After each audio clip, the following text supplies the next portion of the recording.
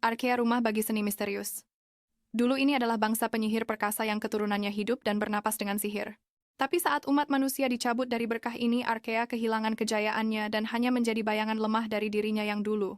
Ditinggalkan di bawah belas kasihan kekuatan yang lebih besar bangsa itu, menggantungkan harapannya pada satu-satunya cara yang tersisa untuk bertahan hidup. Sebuah aliansi pernikahan, dan inilah takdir protagonis kita di dalam kastil Arkea. Seorang pemuda berambut pirang dengan tergesa-gesa memasuki salah satu kamar dengan raut wajah terkejut, dan dengan suara tercekat karena tidak percaya dia menuntut untuk diberitahu bahwa ini tidak benar. Pemuda ini adalah Sander Catrell, putra kedua Arkea. Dengan tatapan cemas dia menghadap saudara perempuannya, memohon agar kakaknya mempertimbangkan kembali keputusannya. Bicaralah pelan-pelan, Sander, tegur pria pirang yang berdiri di ruangan itu. Sementara itu seorang wanita cantik dengan rambut emas panjang tetap duduk dalam diam, tatapannya dipenuhi kekhawatiran dan kesedihan. Suasana di dalam ruangan itu terasa berat, hampir seperti di pemakaman. Pria yang berdiri itu sebenarnya adalah Dietrich Caterill, pangeran pertama Arkea. Dia terus memarahi adiknya, menyatakan bahwa ini bukan urusan orang luar, tapi Sander menolak mendengarkan kakaknya, menganggap seluruh situasi ini tidak masuk akal. Bagaimana bisa Dietrich memaksa saudara perempuan mereka sendiri untuk menjadi istri dari Kanok Riadon? Mendengar kata-kata itu, wanita yang duduk itu menggenggam erat kain gaunnya. Sander yang dipenuhi amarah, menentang kakaknya, bertanya apakah dia tahu tentang rumor yang beredar. Mereka bilang Arkea membeli kedamaian yang pengecut dengan menjual putrinya kepada musuh, mengubahnya menjadi sekadar mainan kerajaan, untuk tiran haus darah yang merenggut ribuan nyawa hanya untuk bersenang-senang. Hampir putus asa, Sander menuntut jawaban dari Dietrich, kenapa kau melakukan itu? Dengan rambut emas panjangnya yang mengelilingi wajah. Dengan tenang Eusebia mengangkat tatapannya yang tegas ke arah Sander. Cukup, kata Eusebia Katarin, putri pertama dari Arkea dan protagonis dalam cerita ini. Tapi Bia, kata Sander dengan tatapan sedih pada kakaknya. Dengar. Bia kemudian menjelaskan bahwa keputusan itu adalah miliknya, bukan milik Dietrich. Dirinya lah yang menginginkan pernikahan ini. Dia menjelaskan kepada adiknya bahwa tidak ada ruang untuk diskusi. Itu adalah keputusan yang telah dia buat dan itu sudah final. Dia menambahkan bahwa Sander harus mengkhawatirkan hal-hal lain sekarang. Dengan air mata yang berlinang, dia terus mencoba berdebat dengan kakaknya. Bia meyakinkan adiknya bahwa dia akan baik-baik saja, dan mulai sekarang adalah tugasnya untuk merawat ayah mereka, dan mengikuti bimbingan Dietrich. Sander yang masih tidak mau percaya berlutut di dekat kakaknya. Sander yang khawatir dengan masa depan kakaknya bersandar di pangkuannya dan mulai menangis. Sementara itu Bia dengan lembut mengelus rambutnya, berharap adiknya menjaga diri dan baik-baik saja dengan tatapan menerawang. Dietrich mengamati adegan itu dalam diam.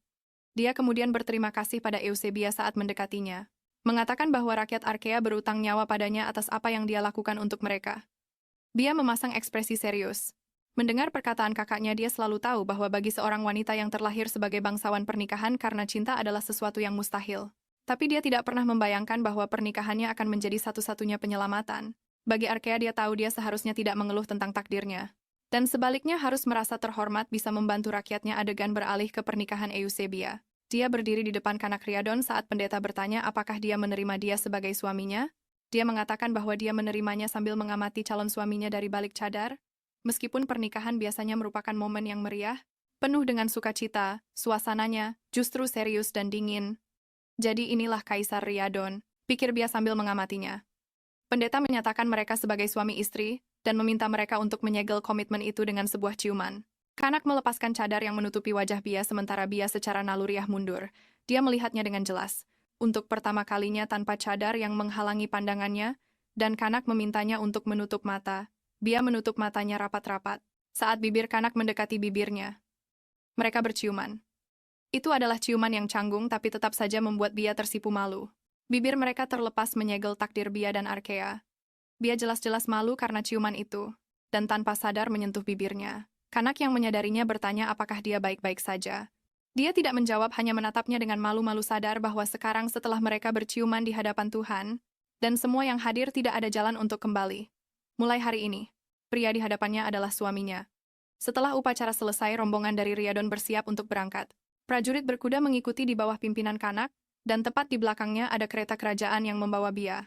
Dia duduk sendirian di dalam kereta, tatapannya sedih. Dia berpikir tentang bagaimana semuanya terjadi begitu cepat, dan itu membuatnya merasa seperti seorang sandera yang dibawa secara paksa. Sambil berpikir dia mengakui bahwa sebenarnya tidak seperti itu, karena Riadon adalah kekaisaran yang baru lahir. Masuk akal jika kaisarnya tidak akan tinggal jauh untuk waktu yang lama. Mungkin Kanak adalah pemimpin yang baik, seorang kaisar yang menempatkan kerajaannya di atas dirinya sendiri meskipun rumor yang beredar tentangnya menjulukinya sebagai seorang tukang jagal dan seorang tiran kenang bia. Dia membuka jendela kereta dan sedikit mencondongkan tubuh, mengamati para ksatria di depan. Melihat Kanak secara langsung, dia tidak bisa menyangkal bahwa pria itu memiliki aura yang kuat, hampir seolah-olah ada sesuatu yang ilahi tentangnya. Dia menyadari dengan jelas bahwa Kanak menimbulkan rasa hormat pada semua orang di sekitarnya. Tidak seperti dirinya seorang putri yang terlindungi, yang tidak pernah punya pengalaman nyata tentang dunia. Dibandingkan dengannya, dia merasa tidak berdaya. Sambil berpikir, dia tahu bahwa garis keturunan Catherline, sebagai keluarga penguasa Arkea menerima berkah dari Argenwood. Ini berarti bahwa di setiap generasi, seorang anggota dari garis keturunan Catherline akan bangkit untuk menguasai sihir purba yang mengalir dari kedalaman bumi, dan orang ini harus menggunakan sihir tersebut untuk melindungi kerajaan sebagai penjaganya. Dia tahu bahwa dia ditakdirkan untuk mengambil peran ini di generasinya, karena dia telah dipilih oleh Argenwood sebagai sang pelindung. Dengan senyum tipis yang merendahkan diri, Eusebia mengakui bahwa sihir yang dimilikinya sangat lemah dan terbatas, sehingga tidak akan pernah cukup untuk menjadikannya seorang pelindung sejati. Oleh karena itu, bagi seseorang yang melihat dirinya sebagai sebuah kegagalan, menerima pernikahan demi menyelamatkan kerajaan adalah hal terkecil yang bisa Eusebia lakukan untuk rakyatnya. Dia bertanya-tanya apakah dia akan mampu menanggung beban menjadi seorang permaisuri. Mungkin dia akan disingkirkan begitu kaisar bosan dengannya. Merasa lemah, Bia berpikir dalam hati bahwa dirinya menyedihkan. Saat Bia tenggelam dalam pikirannya, sesosok berjubah terlihat di kejauhan di antara pepohonan. Sosok itu mulai merapal semacam sihir, membentuk energi hitam di tangannya. Sebuah kilatan cepat menarik perhatian Eusebia yang melihat dengan penasaran ke sela-sela pepohonan. Dia melihat sebuah panah energi hitam melesat cepat di udara ke arahnya. Tak lama kemudian suara benturan keras bergema di seluruh hutan. Suara itu mengejutkan semua orang dan membuat mereka berhenti. Kanak yang berada lebih jauh di depan dengan cepat kembali untuk memeriksa. Bertanya kepada para prajurit apa yang terjadi, dengan nada khawatir dalam suaranya. Mereka memberitahu kaisar mereka bahwa kereta permaisuri telah diserang. Dan permaisuri bagaimana keadaannya? Apakah dia baik-baik saja? Kanak bertanya dengan panik saat mendekati kereta. Di dalam kereta, Eusebia tersandung. Tatapannya tertegun, tidak bisa percaya dengan apa yang sedang terjadi. Dengan tangan gemetar, dia menyentuh dadanya dan merasakan panah energi hitam tertancap di tubuhnya. Kita dibawa ke ingatan Bia mungkin beberapa hari sebelum pernikahan. Eusebia sedang meluapkan perasaannya kepada kakaknya Dietrich, mengatakan bahwa dia tidak mau pergi ke Riadon atau menikahi pria mengerikan seperti Kanak. Dia menangis memikirkan hal itu dan dipenuhi rasa takut memohon pada kakaknya untuk mencari cara lain untuk menyelamatkan kerajaan. Dietrich menatap matanya dan berkata bahwa hatinya sakit, melihat adiknya menderita, tapi dia bertanya apa lagi yang bisa mereka lakukan. Sambil mengelus pipi adiknya, Dietrich menjelaskan bahwa Arkea sedang sekarat dan mereka tidak punya sumber daya untuk melawan kekuatan Riadon. Dia mengingatkannya bahwa pasukan sudah kelelahan pundi-pundi negara kosong, dan tidak ada kerajaan terdekat yang mau membantu Arkea. Sambil menatap mata adiknya yang berlinang air mata, dia berkata bahwa seandainya saja mereka memiliki pembawa sihir tertinggi untuk melindungi Arkea, seperti di masa lalu, mungkin segalanya bisa berbeda. Tapi sayangnya itu bukanlah kenyataan, dan mereka harus melakukan apapun untuk bertahan hidup, dan dengan kata-kata dari Dietrich itu, adegan kembali ke masa sekarang. Eusebia yang melemah, sedang duduk di lantai kereta dengan sebuah panah tertancap di dadanya. Mengingat hal ini, Eusebia berpikir bahwa kakaknya benar. Jika dia punya kekuatan yang cukup untuk menjadi pelindung sejati, segalanya bisa berbeda.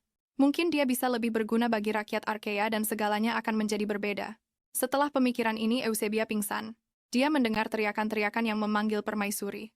Dan kemudian suara putus asa. Kanak yang memintanya untuk bangun, lalu Eusebia terbangun terkejut. Bingung, dia ingat terkena panah, tapi setelah itu dia tidak ingat apa-apa lagi. Eusebia mendengar Kanak dengan putus asa memanggil namanya di belakangnya dan berbalik untuk melihat. Dia melihatnya memegangi tubuhnya yang tidak sadarkan diri di lengannya, hampir menangis. Kanak berbisik memohon agar dia membuka matanya. Bingung, dia panik saat melihat tubuhnya sendiri di pelukan Kanak. Para prajurit khawatir melihat keputusasaan Kanak, berkomentar bahwa mereka yakin permaisuri telah tiada. Dia menarik tubuhnya ke dalam pelukannya dan bergumam dengan lembut bahwa itu adalah kesalahannya. Sambil masih memeluknya, dia berkata bahwa dia bodoh karena mempercayai anjing-anjing utara itu. Dikuasai oleh amarah, dia berkata seharusnya dia tidak pernah setuju untuk berpartisipasi dalam permainan kecil mereka. Eusebia dalam wujud hantu menunjukkan kekhawatiran saat Kanak berbalik ke arah para prajurit dan menyatakan bahwa aliansi dibatalkan.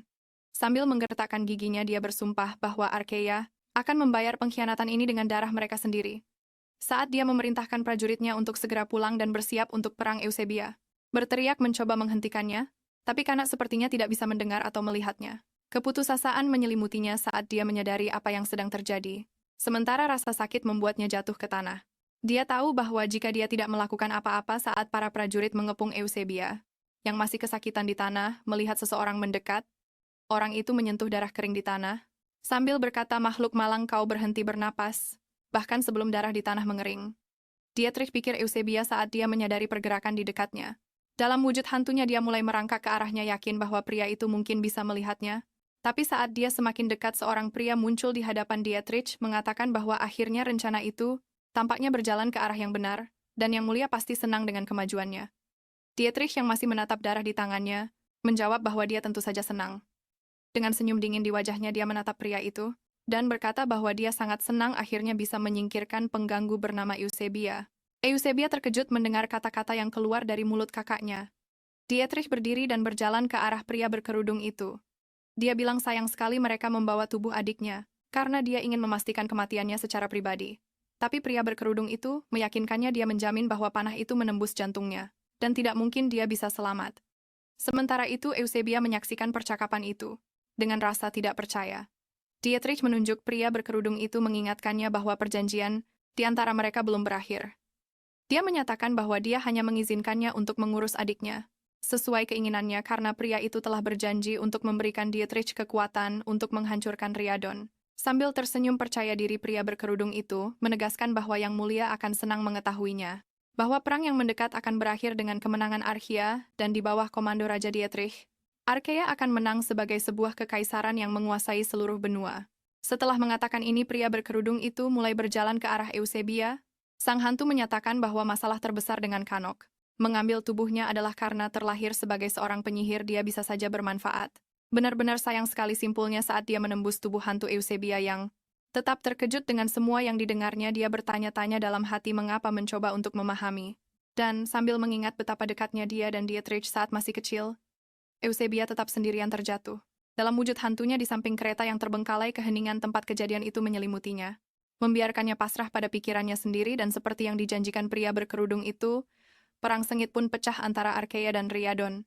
Dalam beberapa bulan berikutnya dan selama itu pula dia menjadi hantu, terperangkap di hutan tempat dia dibunuh, dipaksa menyaksikan tragedi kerajaannya terungkap di depan matanya, benar-benar neraka dipaksa untuk melihat segalanya namun tak bisa berbuat apa-apa. Waktu berjalan begitu lambat itu adalah sebuah siksaan baginya. Dan perang tak menunjukkan tanda akan segera berakhir menuduh Riadon membunuh putri Archaea Dietrich, mencoba memenangkan perang dengan mengumpulkan kerajaan utara yang murka. Di bawah panjinya tapi tak butuh waktu lama bagi Kanok untuk menghancurkan mereka semua. Dia memenangkan pertempuran demi pertempuran membawa Archaea semakin dekat pada kehancuran. Dengan perang segalanya kehilangan makna hutan dan ladang yang subur dari Archaea hancur menjadi reruntuhan rakyat Archaea dan orang-orang yang paling Eusebia cintai. Dia tetap dipaksa menyaksikan nyawa mereka memudar di depan matanya setelah 3 tahun perang. Dietrich akhirnya ditangkap dan diadili di hadapan Kaisar Kanok dan bahkan di saat-saat terakhirnya. Dietrich tidak menunjukkan penyesalan atas semua yang telah dilakukannya di hadapan Kanok. Dia hanya mengolok-oloknya menyebutnya budak kotor dan bersumpah bahwa bahkan setelah dia membunuh keluarganya dan merampas tanah itu, dia tidak akan pernah benar-benar menang karena keluarga Kateril akan menghantuinya seumur hidupnya.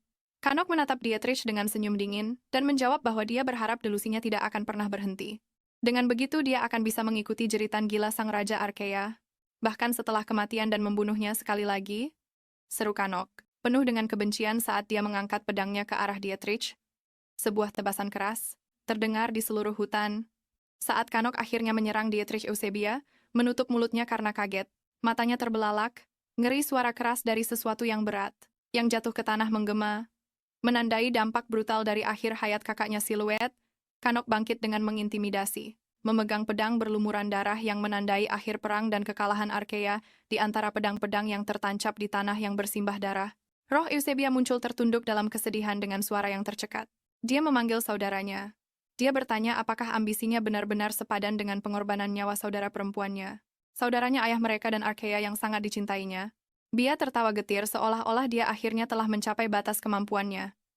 Dia menatap langit dengan termenung dan berkata, "Dengarkan aku Argenwood, dengarkan permohonanku, dan anugerahi aku dengan kekuatan serta belas kasihanmu." Ambillah jiwaku dan sebagai imbalannya, berikan kesempatan baru untuk Arkea kita biar berteriak dalam keputusasaan. Pada saat itu sebuah cahaya kecil kehijauan mulai bersinar di dekatnya sementara air mata mengalir deras di wajahnya. Eusebia memohon kepada Argenwood untuk memberinya bantuan agar bisa mengulang kembali dan mencegah semua tragedi itu terjadi. Eusebia anakku tersayang, jawab sebuah suara saat cahaya kehijauan itu bersinar semakin terang. Cahaya itu menyelimuti segalanya. Menanggapi tangisan Eusebia, sebuah suara terus berbicara. Kini terdengar teredam dan tidak dapat dipahami. Dia kehilangan kesadarannya. Adegan pun beralih padanya. Perlahan membuka matanya berkedip dengan bingung. Ketika pandangannya kembali fokus, dia melihat wajah ayahnya dan adik laki-lakinya yang lebih muda dan tampak khawatir. Keduanya menghela napas lega dan menunjukkan kebahagiaan mereka. Setelah melihatnya akhirnya sadar. Eusebia berkedip kini menjadi semakin bingung. Sander memeluknya dengan erat sementara ayah mereka hanya tersenyum lega. Satu-satunya hal yang bisa dia gumamkan adalah, tapi bagaimana bisa adegan berlanjut memperlihatkan Eusebia duduk di tempat tidur di samping Sander. Keduanya tampak jauh lebih muda. Dia tetap diam mencoba untuk mengatur pikirannya dan memahami apa yang mungkin terjadi. Semua ini terasa tidak nyata baginya. Dia telah melihat dengan mata kepalanya sendiri ketika mereka tewas dalam perang. Meski begitu mereka ada di sana, di hadapannya hidup dan sehat walafiat. Memikirkan hal ini, Eusebia menoleh ke arah ayahnya yang sedang berbicara dengan tabib istana. Dia sedang menjelaskan kepada sang raja bahwa kondisi nona muda itu hanyalah efek samping dari kebangkitan kekuatannya. Tabib itu menyatakan bahwa perubahan warna rambut dan mata ditambah dengan kondisinya belakangan ini adalah bukti nyata bahwa Eusebia telah terpilih untuk mengambil peran sebagai penjaga Arkea. Akan tetapi, dia menekankan bahwa tidak banyak yang diketahui tentang kekuatan apa yang mungkin akan dia miliki karena penjaga terakhir muncul lebih dari 100 tahun yang lalu. Mendengar kata-kata itu, Eusebia teringat bahwa sihir di dalam dirinya bangkit ketika dia berusia 10 tahun. Kenyataan itu menyambarnya bagai petir. Ini hanya bisa berarti satu hal, dia telah kembali ke masa lalu. Masih tidak dapat mempercayainya.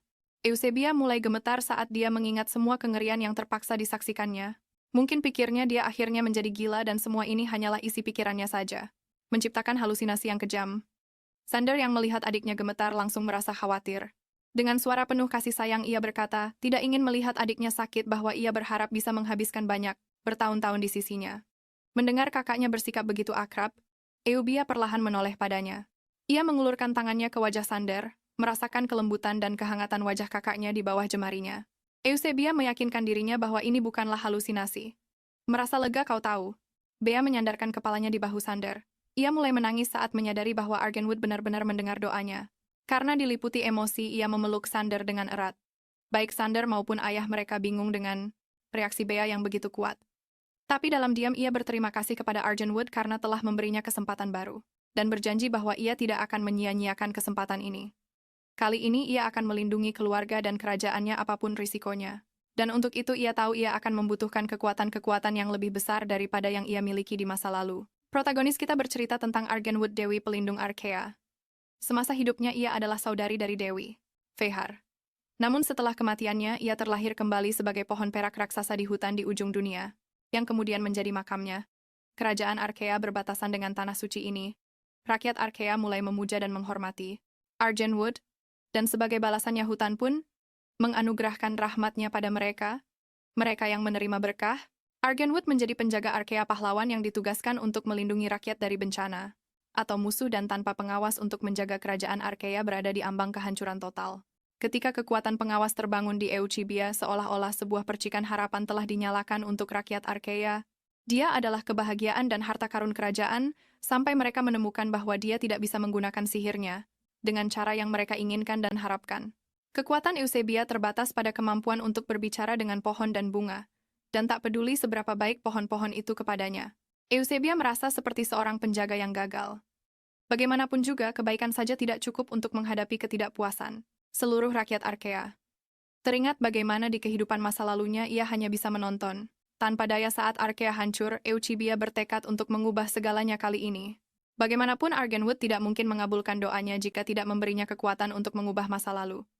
Saat ia memikirkan semua ini, Eusebia menyalurkan kekuatannya ke dalam vas di hadapannya, dan usahanya begitu kuat hingga vas itu mulai bercahaya.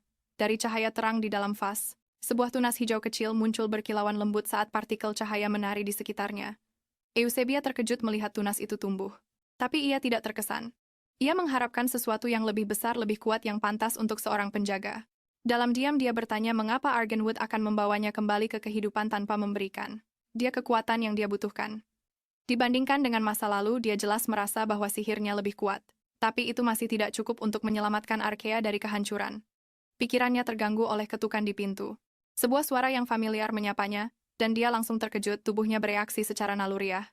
Seolah-olah suara itu membangkitkan kenangan yang tidak menyenangkan. Dietrich sedang bersandar di kusen pintu kamar Eusebia, menyapa kakaknya. Dia menjawab dengan jelas merasa tidak nyaman. Mengabaikan reaksi adiknya, Dietrich masuk ke kamar dan berkomentar bahwa dia mendengar tentang kebangkitan sihirnya. Masih sambil tersenyum, Dietrich mengatakan bahwa kebangkitan sihir adiknya melibatkan rasa sakit yang luar biasa, atau setidaknya itulah yang dia dengar. Saat Eusebia menatapnya, dia hampir bisa mendengar versi dewasanya dari kehidupan masa lalunya bergema di benaknya. Berbicara tentang kematiannya dengan nada sarkastis yang sama, dia mulai berhalusinasi mencampurkan masa lalu dan masa kini. Di depan matanya Dietrich dewasa muncul, tangannya mencengkeram lehernya dengan kuat sementara senyum kejam tersungging di wajahnya. Dia mengejek kematiannya, setiap kata penuh dengan cemoohan. Secara naluriah dia menepis tangannya, mendorongnya mundur dalam sekejap mata. Dia kembali ke masa sekarang di mana dia melihat Dietrich yang lebih muda di hadapannya terkejut dengan reaksinya. Menyadari apa yang baru saja dia lakukan, dia segera meminta maaf kepada kakaknya, mengatakan bahwa dia masih merasa sedikit tidak enak badan, dan dia menambahkan bahwa dia yakin kakaknya akan mengerti bahwa dia sedang tidak dalam kondisi yang baik. Dietrich yang jelas-jelas kesal menjawab bahwa tentu saja dia mengerti. Lagi pula adiknya yang malang itu pasti kelelahan. Dia memegang tangan Eusebia, membuatnya terlihat sangat tidak nyaman, dan berharap agar dia lekas pulih.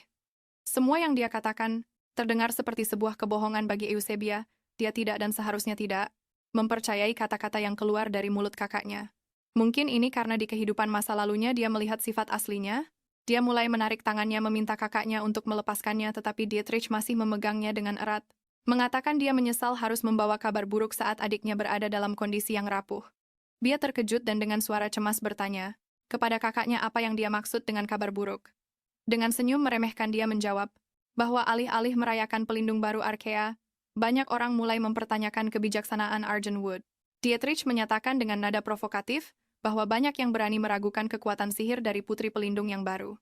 Bea terkejut dan mulai menjawab, tetapi Dietrich memotongnya, menegaskan bahwa dia tidak percaya pada penghujatan itu dari orang-orang ini, dan bahwa kebangkitan adiknya adalah sebuah keajaiban sejati. Dia melanjutkan dengan nada sinis, tapi kau tahu kan kata pepatah, di mana ada asap di situ ada api.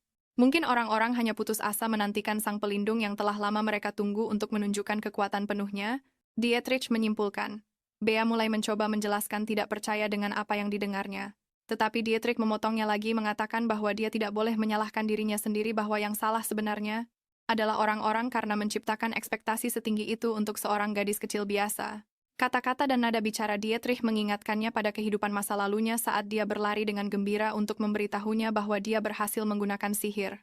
Saat dia berkata dengan penuh semangat betapa luar biasanya bisa melihat kenangan-kenangan itu, dan mendengar cerita dari bunga-bunga dan betapa senangnya dia untuk menemukan lebih banyak lagi tentang sihirnya, dia teringat senyum sinis dan kejam kakaknya yang mengatakan bahwa rumor beredar tentang kekuatannya.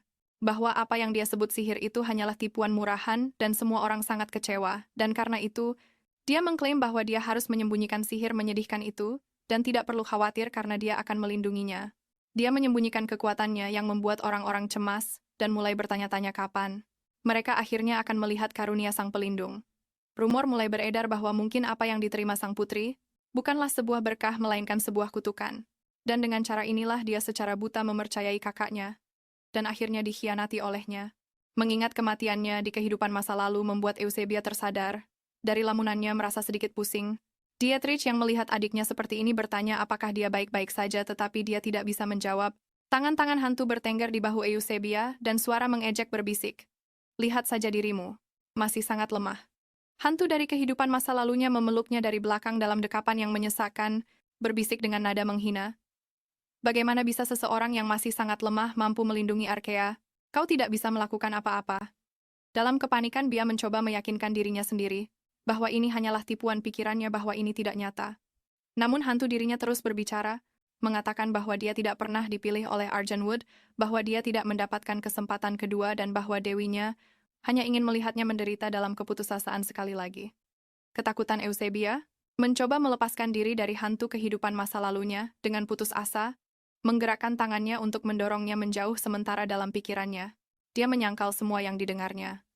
Dietrich yang masih berada di dalam ruangan memperhatikan adiknya, dengan ekspresi bingung melihat reaksinya. Dengan menghilangnya sosok hantu itu, Eusebia bernapas dengan berat, tetapi lega. Dia bertanya lagi apakah dia baik-baik saja, dan dia dengan cepat menjawab ya. Sosok hantu dari masa lalunya kembali dan memeluknya dalam dekapan gelap tetapi meskipun terguncang, Eusebia tetap tegar. Dia tahu dia harus pergi ke Argenwood menemukan kebenaran, dan menghilangkan keraguan di benaknya untuk selamanya. Dia perlu tahu apakah semua ini hanyalah keinginan sesaat dari seorang dewa atau jika ada tujuan yang lebih besar. Dengan tekad bulat dia berjanji pada dirinya sendiri bahwa dia akan mencari tahu apa yang sebenarnya diinginkan Argenwood darinya bahkan jika itu adalah hal terakhir yang dilakukannya. Adegan beralih ke Eusebia yang ditemani oleh dua pengawal berjalan menembus badai salju di hutan liar di utara di ujung dunia. Para pengawal mengkhawatirkannya, menyarankan agar dia kembali karena badai salju semakin parah, tapi dia menatap mereka dengan tatapan penuh tekad, sambil memegang kalung berbentuk jimat dengan batu merah di tengahnya. Dia menyatakan bahwa dia tidak bisa kembali, setidaknya belum sekarang. Kita dibawa ke ingatan Eusebia beberapa hari sebelumnya. Dia sedang berbicara dengan ayahnya meminta izin untuk pergi ke hutan liar, dan sang ayah menunjukkan kekhawatiran atas permintaan putrinya. Merasakan kekhawatiran ayahnya, dia menjelaskan bahwa sekarang setelah kekuatannya bangkit, dia perlu menghadap Argenwood. Ayahnya menjelaskan bahwa tidak ada seorang pun selain para penguasa Arkea yang bisa menghadap Argenwood, bahkan para raja Arkea hanya berhak untuk satu kali audiensi seumur hidup mereka. Dia teringat bahwa suatu kali, dia berlutut di tanah suci dan memohon pada Argenwood untuk membangkitkan kembali sang ratu. Tapi Dewi itu menolak untuk mendengarkan doa-doanya. Tidak peduli seberapa intens dan fanatiknya doa-doanya, Argenwood merespons dengan mengatakan bahwa kebangkitan itu melanggar kehendak Dewi Fajar. Dan pada akhirnya yang tersisa untuknya hanyalah rasa sakit dan tubuh. Yang melemah ditandai oleh dinginnya hutan gelap itu, ucap sang raja dengan getir. Sambil mengenang masa lalu dia, dengan lembut menyentuh wajah putrinya takut. Sesuatu yang buruk akan terjadi jika dia pergi ke hutan liar. Tapi dia meyakinkannya, mengatakan bahwa dia akan baik-baik saja dan berjanji untuk kembali dengan selamat. Dia menegaskan bahwa sebagai penjaga Arkea, dan putri dari garis keturunan yang dipilih oleh Argenwood, dia yakin Dewi itu tidak akan menyakitinya. Namun dia membutuhkan arahan untuk mengetahui cara menyelamatkan kerajaan. Memahami kebutuhan putrinya, sang raja mulai mencari sesuatu di dalam mantelnya. Dia mengeluarkan sebuah kalung dengan batu merah dari dalam mantel itu, dan memberikannya kepada Eusebia menyuruhnya untuk membawanya. Dia menjelaskan bahwa kalung itu sebenarnya adalah benda sihir yang ditempa oleh para kurcaci yang mampu menjaga kehangatan, dan menegaskan bahwa dia yakin kalung itu akan berguna untuk melindunginya di tengah badai salju. Kita kembali ke masa sekarang. Saat Eusebia menatap kalung di tangannya, dia tahu dia akan bisa melanjutkan perjalanannya karena kalung itu melindunginya dari hawa dingin. Dia menggenggam kalung itu di antara kedua tangannya, sambil membisikkan terima kasih kepada ayahnya atas bantuannya. Dalam sebuah janji dalam hati bahwa dia tidak akan kehilangan orang-orang yang dicintainya lagi, bahwa dia akan melakukan segalanya untuk mengubah takdir semua orang dan menyelamatkan mereka. Dia berlutut di tanah suci dan meletakkan tangannya yang telanjang di atas tanah. Meskipun dia tahu sihirnya masih lemah, dia ingat cara menggunakan kemampuan yang dimilikinya di kehidupan masa lalunya. Sebuah cahaya yang kuat bersinar, dan sebuah lingkaran sihir terbentuk di bawah Pia, saat dia mencoba menggunakan sihirnya untuk berkomunikasi dengan pohon-pohon di hutan. Sambil fokus, dia memohon kepada para pohon untuk bisa bertemu dengan Argenwood. Dia meminta izin untuk memasuki hutan. Tiba-tiba badai salju mulai melemah. Dia percaya ini pastilah sebuah pertanda bahwa Argenwood telah mendengarnya. Dia berbalik ke arah para penjaga dan meminta mereka untuk menunggunya di sana, meyakinkan mereka bahwa dia akan segera kembali. Dan kemudian dia menghilang memasuki hutan.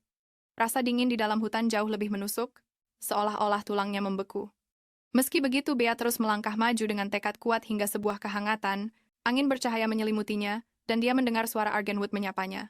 Dia menatap ke depan, dan saat badai salju mereda, dia melihat sebuah pohon megah dengan daun-daun perak dan dia yakin, itulah Argenwood. Jadi kita bertemu lagi, apa yang membawamu kemari kali ini? Ucap Argenwood.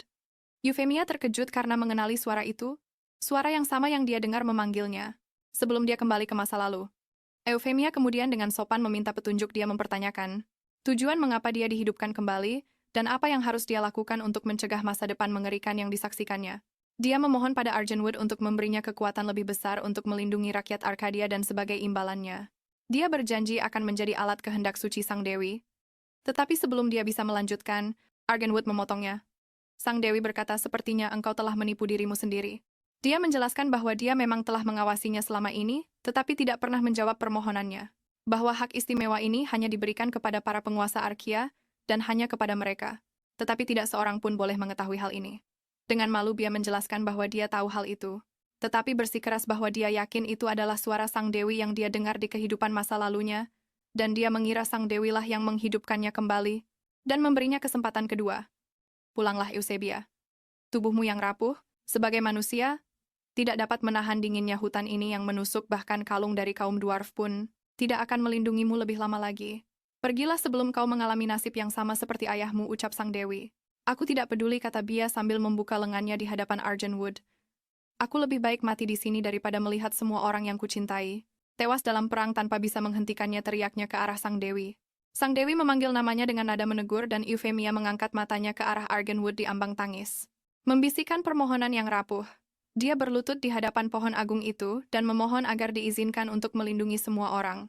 Kali ini agar diizinkan menyelamatkan Arkea. Tolong katakan padaku apa yang bisa kulakukan, mohon Bea. Suaranya bergetar. Suara Argenwood menggema dengan tegas di antara pepohonan perak. Jika ini adalah tekadmu, itu tidak memberiku pilihan lain. Meskipun engkau adalah seorang penjaga, sihirmu lemah. Karena aku tidak lagi memiliki cukup kekuatan untuk dibagikan. Karena alasan ini aku ikut menanggung sebagian kesalahan atas rasa sakit yang kau derita di kehidupan masa lalumu. Oleh karena itu, aku telah memutuskan untuk berbagi denganmu sisa kekuatan hidupku. Mungkin dengan cara ini kau bisa menantang takdir dan mengubah masa depan Arkea. Saat dia mengucapkan kata-kata ini, Argenwood memancarkan cahaya kehijauan yang mengarah ke Eusebia. Pada saat itu, rasa tidak aman Eusebia mulai menyiksanya lagi dan dia mendengar suara hantu dari masa lalunya berbisik, kau tidak boleh mempercayai Sang Dewi. Hantu itu menyelimutinya dalam pelukan yang menyesakkan dan mulai menanamkan rasa tidak aman di benaknya. Membisikkan bahwa dia tidak akan bisa mengubah apapun dan ditakdirkan untuk mati secara mengenaskan lagi. Namun suara Sang Dewi bergema dengan tegas mengatakan bahwa Euphemia harus mengikuti kata hatinya. Dan jika dia melakukannya tidak ada yang bisa menghentikannya, menyangkal kata-kata arwah itu. Euphemia meletakkan tangannya di tanah, dan memanggil kekuatan Argenwood, berteriak bahwa dia tidak akan menyerah. Bahkan jika takdirnya adalah kematian, dia menolak untuk pasrah. Dari titik di mana tangan Bia menyentuh tanah, tunas-tunas hijau penuh energi yang hidup mulai bermunculan. Tunas-tunas itu berubah menjadi dahan-dahan hijau kokoh yang mulai menjulang ke langit saat energi Argenwood mengalir lebih deras melalui Eusebia. Aku tidak akan lagi menyerah pada ketakutanku, teriak Eusebia membuat janji pada dirinya sendiri. Adegan beralih ke sebuah benteng militer dengan dinding kayu yang diperkuat oleh sulur-sulur hijau yang kokoh. Salah satu penjaga yang sedang bertugas menguap hampir tertidur. Atasannya lewat melihat kejadian itu, dan menepuk tengkuknya menegurnya untuk tetap waspada. Penjaga itu meminta maaf tetapi sang atasan mengingatkannya bahwa meskipun akhir-akhir ini situasinya tenang, dia tetaplah seorang penjaga perbatasan. Sang atasan kemudian menyadari ada seseorang yang mendekat. Eusebius datang dikawal oleh 2 orang penjaga. Kini di usianya yang 20 tahun jelas bahwa cerita telah maju 10 tahun sejak pertemuan terakhirnya dengan Argenwood. Sang kapten berbicara pada Bia, seolah-olah dia sering bertemu dengannya. Dia berkata bahwa sejak Bia mulai membantu menjaga perbatasan, kerajaan korban jiwa telah menurun drastis. Dia tersenyum dan berkata senang bisa membantu. Sang kapten menekankan bahwa menyebutnya bantuan adalah sebuah peremehan. Dia berkomentar bahwa semak berduri yang Bia ciptakan di dinding telah melipat gandakan kapasitas pertahanan benteng.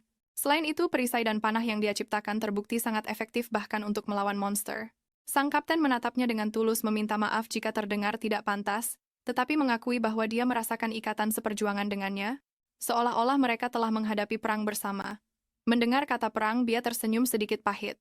Mengingat 3 tahun yang panjang saat dia menyaksikan kengerian perang sebagai arwah di kehidupan sebelumnya, dia melembutkan senyumnya dan berkomentar bahwa sang kapten lebih peka dari kelihatannya. Dia dengan bingung menatap Bia tanpa benar-benar mengerti apa yang dimaksudkannya. Bea memberitahu kita bahwa sudah 10 tahun sejak dia kembali ke masa lalu, dan selama periode ini, dia telah mendedikasikan dirinya secara intens untuk belajar. Selain itu, dia telah belajar menggunakan sihirnya dengan lebih efektif. Berkah dari Argenwood telah memperkuat kekuatannya, dan seiring waktu Bea telah mengembangkan kemampuan untuk mempercepat dan memodifikasi pertumbuhan tanaman. Tapi semua perkembangan ini ada harganya. Eusebia harus mendedikasikan dirinya secara intens selama 10 tahun terakhir. Seringkali belajar hingga kelelahan. Bahkan di kehidupan ini, Eusebia terus mendengar berita mengganggu tentang Riadon. Dan kaisarnya kanak tentang fakta bahwa Riadon berekspansi lebih cepat daripada di kehidupan masa lalunya. Hal itu mengkhawatirkan karena mereka akan segera mencapai. Arkea tidak peduli seberapa besar kekuatan militer kerajaan meningkat di bawah komandonya. Eusebia tahu mereka masih belum cukup kuat untuk mengalahkan kanak dan kekaisarannya. Meskipun begitu, Bia bertekad untuk tidak membiarkan Kanak menghancurkan Arkea kali ini. Pikiran Bia terganggu oleh seorang penjaga yang berlari menghampirinya, dan sang kapten dia mengumumkan bahwa dia membawa berita mendesak tentang Kanak dan Kekaisaran Riadon. Bia terkejut tetapi bersedia melakukan apa saja untuk menyelamatkan kerajaannya. Bahkan jika itu berarti harus menikahi Kanak. Adegan beralih ke istana Arkea, di mana seorang utusan membacakan pesan dari Kanak. Di dalamnya dia hanya meminta satu hal, yaitu Putri Arkea, tidak lebih dari itu. Mendengar hal ini, salah satu bangsawan yang hadir di ruang pertemuan bersama Eusebia berdiri dengan marah menyebut permintaan Kanak tidak masuk akal. Bangsawan lain kemudian menyatakan bahwa orang biadab sepertinya tidak akan pernah bisa memiliki Putri Arkea. Sementara para bangsawan berdebat, Bia terus menyeruput tehnya. Dia tidak bisa menahan diri untuk membandingkan sikap mereka hari ini dengan kehidupannya di masa lalu. Orang-orang yang sama yang dulu menyerahkannya tanpa ragu-ragu sekarang malah menunjukkan kemarahan atas permintaan Kanak. Hanya karena Eusebia yang sekarang telah terbukti berguna bagi kerajaan di kehidupan ini. Satu-satunya hal yang tidak berubah dari masa lalu adalah permintaan Kanak. Dia seorang budak yang berhasil melepaskan rantainya untuk bangkit menjadi kaisar. Perjuangannya mungkin sama beratnya, atau bahkan lebih hina dari kehidupan yang harus aku jalani.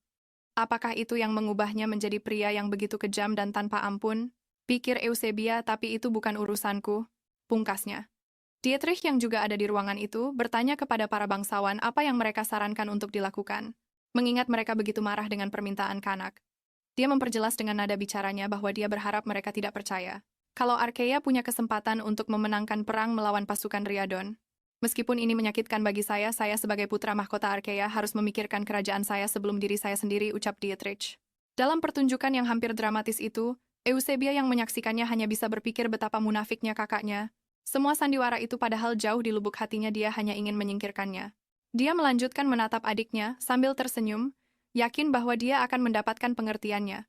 Bagaimanapun juga, dia adalah pelindung Arkea. Dengan senyum di wajahnya, Bia meyakinkan kakaknya bahwa dia mengerti situasinya, lalu dengan percaya diri menyatakan bahwa dia telah menunggu kesempatan ini seumur hidupnya. 1 minggu pun berlalu, Dietrich memasuki kamar Eusebia memberinya selamat atas pertunangannya. Dia, dengan wajah serius, bertanya mengapa kakaknya datang mengganggunya selarut ini. Berpura-pura tersinggung dengan sikap dingin adiknya, dia menjawab bahwa dia hanya ingin mengucapkan selamat tinggal karena dia akan berangkat ke Riadon keesokan harinya. Setelah pernikahan dia melanjutkan dramanya, menyatakan bahwa mereka tidak akan sering bertemu lagi dan bahwa adiknya harus lebih baik padanya. Bia langsung memotong ucapannya, mengatakan kalau dia lebih suka obrolan mereka singkat saja. Kesal, dia pun melemparkan sebuah kalung biru ke atas meja tepat di depan Bia. Dia mengambil kalung itu dengan penasaran, dan saat dia memeriksanya, Dietrich menjelaskan kalau itu bukan sekadar hiasan. Itu adalah kristal komunikasi, sebuah benda yang memungkinkan komunikasi jarak jauh. Dia mencondongkan tubuhnya ke arah Bia dari seberang meja, dan memerintahkannya untuk membawa kalung itu, serta melaporkan semua yang dia temukan tentang Kanak selama berada di Riadon.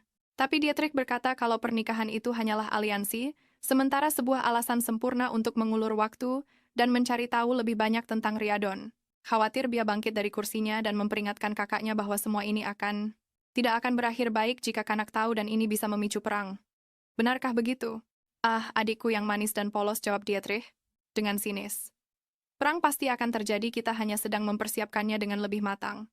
Itulah alasan sebenarnya aku datang menemuimu malam ini, ungkap Dietrich membuat Eusebia sangat terkejut. Dietrich melanjutkan, suaranya penuh dengan keyakinan seorang sekutu dengan kekuatan yang tak terbayangkan. Bagaimana bisa aku tidak menyadarinya lebih awal? Dietrich tidak mungkin mendapatkan benda sihir selangka itu dengan begitu mudah. Hanya penyihir yang sangat kuat yang bisa menciptakan ini untuknya, simpul Bia lagi dalam pikirannya. Dietrich pasti sudah bersekutu dengan pria berkerudung yang menyerang Eufemia di kehidupan masa lalunya. Dan selain itu dia juga menemukan alasan lain untuk bersekutu dengan kerajaan-kerajaan lain di benua itu. Dengan begini perang besar yang baru tak terhindarkan. Lamunan Eusebia buyar ketika Dietrich menuntut jawaban darinya. Dia tahu bahwa jika dia menolak permintaan itu, Dietrich kemungkinan besar akan menggunakan alternatif lain, yaitu membunuhnya. Apa benar-benar tidak ada cara untuk mencegah takdir ini terulang lagi? Aku sungguh berpikir bisa mencegah perang dengan semua usaha yang kulakukan selama 10 tahun terakhir ini. Tapi apakah kita ditakdirkan untuk mengulangi nasib yang sama? Batin Eusebia dipenuhi dengan keraguan dan keputusasaan. Melihat adiknya terdiam, Dietrich bertanya apakah dia benar-benar percaya bahwa fakta sederhana dengan menikahi Kanak akan membawa kedamaian ke Arkea. Dia melanjutkan dengan nada sarkastis mengatakan kalau dia tidak menyangka adiknya begitu bodoh dan buta. Dia menyadari bahwa kakaknya tahu lebih dari yang dia katakan, langsung bertanya apa maksud perkataannya. Dietrich melemparkan setumpuk kertas ke atas meja dan mengatakan dia membawa dokumen rahasia itu khusus untuknya. Dia mengungkapkan bahwa para penjaga Arkea dikutuk menjadi mandul seumur hidup mereka karena menjadi seorang penjaga berarti. Menyerahkan seluruh jiwa raga mereka untuk melayani Arkenwood. Selain itu, mereka juga tidak bisa menggunakan sihir di luar wilayah Arkea. Mereka juga tidak akan bisa mewariskan sihir kepada anak-anak mereka, karena tubuhnya telah kehilangan kemampuan untuk bereproduksi sejak Arkenwood memilihnya sebagai penjaga. Terkejut dengan apa yang dia dengar dari Dietrich, Eusebia menatapnya dan berkata bahwa dia bohong, tapi Dietrich meyakinkannya bahwa semua itu benar mengklaim telah menemukan informasi ini di dalam. Bayangkan kemarahan dan kekecewaan Kanak saat dia mengetahui bahwa pengantin yang dia beli sebagai ganti aliansi perdamaian ternyata mandul dan tidak bisa memberinya pewaris. Hal ini memancing Dietrich yang bergerak mendekati Bia. Berbisik di telinganya, dia menyimpulkan bahwa Kanak akan membakar Arkea sampai hanya tersisa abu. Untuk meredam amarahnya, Bia berdiri mendorong kakaknya menjauh darinya, mengatakan bahwa dia lelah mendengar kebohongannya. Dietrich mencengkeram bahunya dan berkata bahwa dia tidak perlu mempercayai kata-katanya, cukup berpikir secara logis. Tidakkah aneh bahwa sebanyak apapun informasi yang tersedia, nama anak-anak para pelindung tidak pernah disebutkan di dalam buku-buku kerajaan? Bia syok menatap kakaknya sambil berperang dalam benaknya untuk memutuskan apakah ini benar-benar nyata. Pada saat itu adegan beralih ke sebuah danau. Siluet seorang pria terpantul di air danau yang kini ternoda oleh darah. Mereka menyerang kita begitu kita melewati perbatasan, ucap Kanak tanpa busana sambil membersihkan diri setelah penyergapan. Salah satu prajuritnya membawakannya pakaian baru dan berkomentar bahwa tidak begitu mengejutkan mereka menyerang, karena mereka tahu Kanak tidak akan mengenakan baju zirah, membuatnya menjadi target yang lebih mudah untuk dilumpuhkan. Diam dan berikan pakaian itu sekarang juga. Bagaimanapun aku harus bersih dan rapi sebelum menerima seorang putri, ucap Kanak sambil mengulurkan tangannya ke arah prajurit itu. Keesokan harinya kita melihat Pia di balkon istana. Salah satu pelayannya memintanya untuk masuk karena udaranya dingin dan dia bisa masuk angin. Pelayan itu yang khawatir melihat sang putri begitu pucat di hari pernikahannya, bertanya apakah ada sesuatu yang mengganggunya karena dia tampaknya tidak tidur nyenyak malam sebelumnya. Komentar dari pelayannya membuat Bia teringat akan percakapannya dengan Dietrich malam sebelumnya. Setelah percakapan dengan kakaknya Eusebia, menghabiskan malamnya dengan terjaga membaca buku-buku tentang sejarah Arkia. Tidak ada satu buku pun yang menyebutkan nama anak-anak yang lahir dari para pelindung. Masuk akal jika seorang anak yang dikandung oleh seorang penyihir akan mewarisi kemampuan menggunakan sihir dari ayah atau ibunya. Eufemia menjadi cemas. Takut bahwa alasan paling mungkin Kanak bersikeras menikahinya adalah untuk memastikan adanya pewaris yang mampu menggunakan sihir. Tapi tidak seperti para penyihir sihir para pelindung berasal dari berkah Dewi Argenwood. Itu bukanlah sesuatu yang mereka miliki sejak lahir, melainkan sesuatu yang mereka peroleh seumur hidup setelah dipilih oleh sang Dewi. Dia menyimpulkan bahwa Dietrich benar dan para pelindung tidak bisa memiliki anak. Tapi apa yang harus dia lakukan? Jika Kanak mengetahuinya, dia akan membatalkan pernikahan dan menghancurkan aliansi. Lamunan Bia buyar oleh suara para penjaga yang mengumumkan kedatangan Kaisar Riadon. Dia mengalihkan perhatiannya ke delegasi Riadon, yang memasuki gerbang kastil Arkea dipimpin oleh Kanak yang berhenti sejenak. Saat menyadari bahwa dia sedang memperhatikannya, membuat pandangan mereka bertemu untuk sesaat. Di salah satu ruangan kastil, dia memutar otak memikirkan apa yang bisa dia lakukan terhadap situasi yang baru diketahuinya ini. Masalah. Dia menggigit kukunya dengan cemas memaksa dirinya untuk berpikir dia teringat malam sebelumnya. Kakaknya mencoba meyakinkannya untuk bergabung dengannya daripada langsung membunuhnya seperti yang telah dia lakukan di kehidupan masa lalunya. Dia bahkan mengungkapkan kebenaran tentang para pelindung menggunakannya sebagai dorongan agar dia menerima lamarannya meskipun ini merupakan sebuah perkembangan yang bagus. Dibandingkan dengan masa lalu, Eubia yakin bahwa Dietrich masih melihatnya hanya sebagai bidak yang berguna dalam permainannya. Jadi setidaknya bagi Dietrich selama dia tetap berguna, dia akan berpikir dua kali sebelum membunuhnya. Mungkin jika dia melakukan hal yang sama dengan Kaisar, segalanya akan berhasil selama dia bisa menjaga rahasia bahwa dia mandul. Begitu dia selesai dengan pikirannya, pintu kamar terbuka tiba-tiba sedikit mengejutkannya. Kanak mendekati Bia terlihat sedikit cemas saat Bia berdiri dan mulai bergerak mendekatinya. Dia menjaga etiket yang sesuai untuk acara tersebut, dan mengatakan dia merasa terhormat akhirnya bisa bertemu langsung dengannya. Kaisar dengan lembut mengulurkan tangannya ke arah wajah Bia. Secara naluriah dia mundur selangkah saat tangan pria itu menyentuh pipinya. Kanak terkejut dengan reaksi calon istrinya. Kau tampaknya tidak senang dengan pernikahan yang diatur ini, komentarnya. Eufemia mencoba memperbaiki kesan Kaisar, menyatakan bahwa dia salah, dan bahwa pada kenyataannya dia merasa sangat terhormat, dan berterima kasih atas kesempatan untuk menjadi permaisuri, tetapi dia memotongnya mengatakan bahwa kebohongannya sama manisnya dengan bibirnya yang indah. Memanggilnya yang mulia, dia menegaskan bahwa dia tidak akan pernah berani berbohong padanya. Namun, Kaisar tampak frustrasi dengan nada formal dan dingin yang dia terima. Dia memintanya untuk berhenti memanggilnya yang mulia, mengatakan dia lebih suka jika wanita itu memanggilnya dengan namanya. Jika itu tidak menjadi masalah baginya. Bingung, dia meminta maaf jika telah menyinggungnya, menjelaskan bahwa etiket mengharuskannya untuk memanggilnya seperti itu. Kanak memotongnya, bertanya apakah jika dia mulai memanggilnya dengan namanya, dia juga akan memanggilnya begitu. Dia terdiam karena interaksi seperti itu tidak pernah terjadi di kehidupan masa lalunya. Eusebia, kata Kanak dengan nada tegas sambil menatap matanya. Melihat dia tidak merespons, Kanak bertanya apakah dia setidaknya tahu namanya. Dia segera menjawab, ya. Dia tahu. Dia menatapnya sejenak dan dengan malu menyebutkan namanya Kanak. Adegan beralih ke pelayan Eusebia yang matanya berkaca-kaca. Terkesan dengan kecantikannya dalam gaun pengantinnya. Dia menyeka air matanya dan berkata hatinya hancur melihat sang putri dipaksa menikah begitu cepat. Dia mengklaim bahwa sang putri pantas mendapatkan yang jauh lebih baik dari itu. Tapi dia sambil menatap dirinya di cermin berkata dia merasa sangat cantik. Dia teringat bahwa gaun yang dia kenakan sekarang jauh lebih indah dan mewah daripada yang dia kenakan di kehidupan sebelumnya. Masih menangis, pelayan itu memeluk dia di pinggangnya, memohon agar dia tidak meninggalkannya. Eusebia dengan lembut mencoba menghiburnya. Dia tahu bahwa meninggalkan kekaisaran berarti mempertaruhkan nyawanya, terutama karena pria yang akan dinikahinya telah menyandera kerajaannya, berharap permaisurinya akan bisa memberinya anak yang memiliki kekuatan sihir. Saat dia berjalan dengan gaun pengantinnya menuju altar, dia yakin bahwa dugaannya benar. Dan untuk melindungi Arkea, dia harus membuat Kanak percaya bahwa dia mampu memenuhi harapannya. Dia dengan lembut meletakkan tangannya di atas tangan Kanak saat pendeta mengucapkan janji pernikahan. Mereka harus menjadi suami dan istri, bukan musuh di medan perang. Ketika pendeta meminta mereka untuk berciuman untuk menyegel ikatan mereka, Eusebia mengangkat pandangannya ke arah Kanak saat pria itu dengan lembut menyentuh wajahnya. Dia masih terlihat sama persis. Pikirnya dengan nada yang nyaris nostalgia, tapi tidak seperti di masa lalu saat dia lebih terlihat seperti dewa daripada manusia baginya. Sekarang setelah semua yang telah dia saksikan, Kanak tidak lagi membuatnya merasa kagum saat bibirnya mendekati bibir Eusebia. Dia hanya bisa berpikir bahwa ini bukanlah pernikahan, melainkan alat yang akan dia gunakan untuk menjaga perdamaian.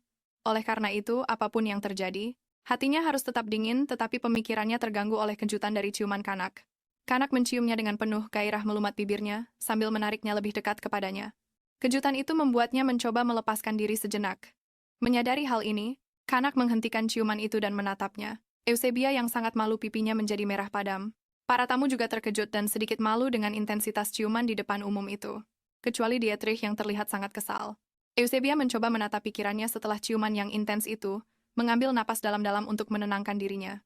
Khawatir Kanak memanggil namanya, bertanya apakah dia baik-baik saja. Kali ini tidak seperti di kehidupan masa lalunya.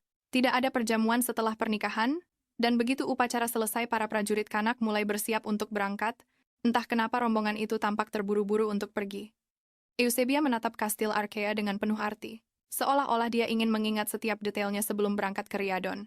Dia mengenakan kalung, dengan liontin biru pemberian kakaknya, yang menunjukkan bahwa dia telah menerima tawaran Dietrich untuk menjadi mata-matanya. Bea teringat senyum sinis Dietrich saat dia menerima kalung itu, mendengarnya berkata bahwa keputusannya adalah langkah menuju keselamatan Arkea. Pikirannya terganggu oleh suara Kanak yang mendekatinya dan berkata bahwa dilihat dari raut wajahnya meninggalkan Arkea pasti sangat menyakitkan.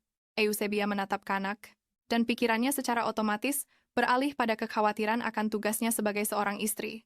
Jika Kanak menyadari bahwa dia tidak bisa memberinya ahli waris, semuanya bisa hancur dan rencananya untuk mencegah perang dimulai akan sia-sia.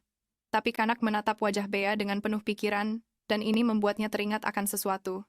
Dia meminta izin dan mulai berjalan menuju kereta yang akan membawa Eusebia. Sambil melihat ke arah kereta, dia berkata bahwa dia tahu di Arkea dianggap tabu bagi pengantin baru untuk berbagi kereta yang sama. Tapi dia bersikeras tidak bisa membiarkannya sendirian, terutama melihatnya begitu sedih karena harus meninggalkan Arkea.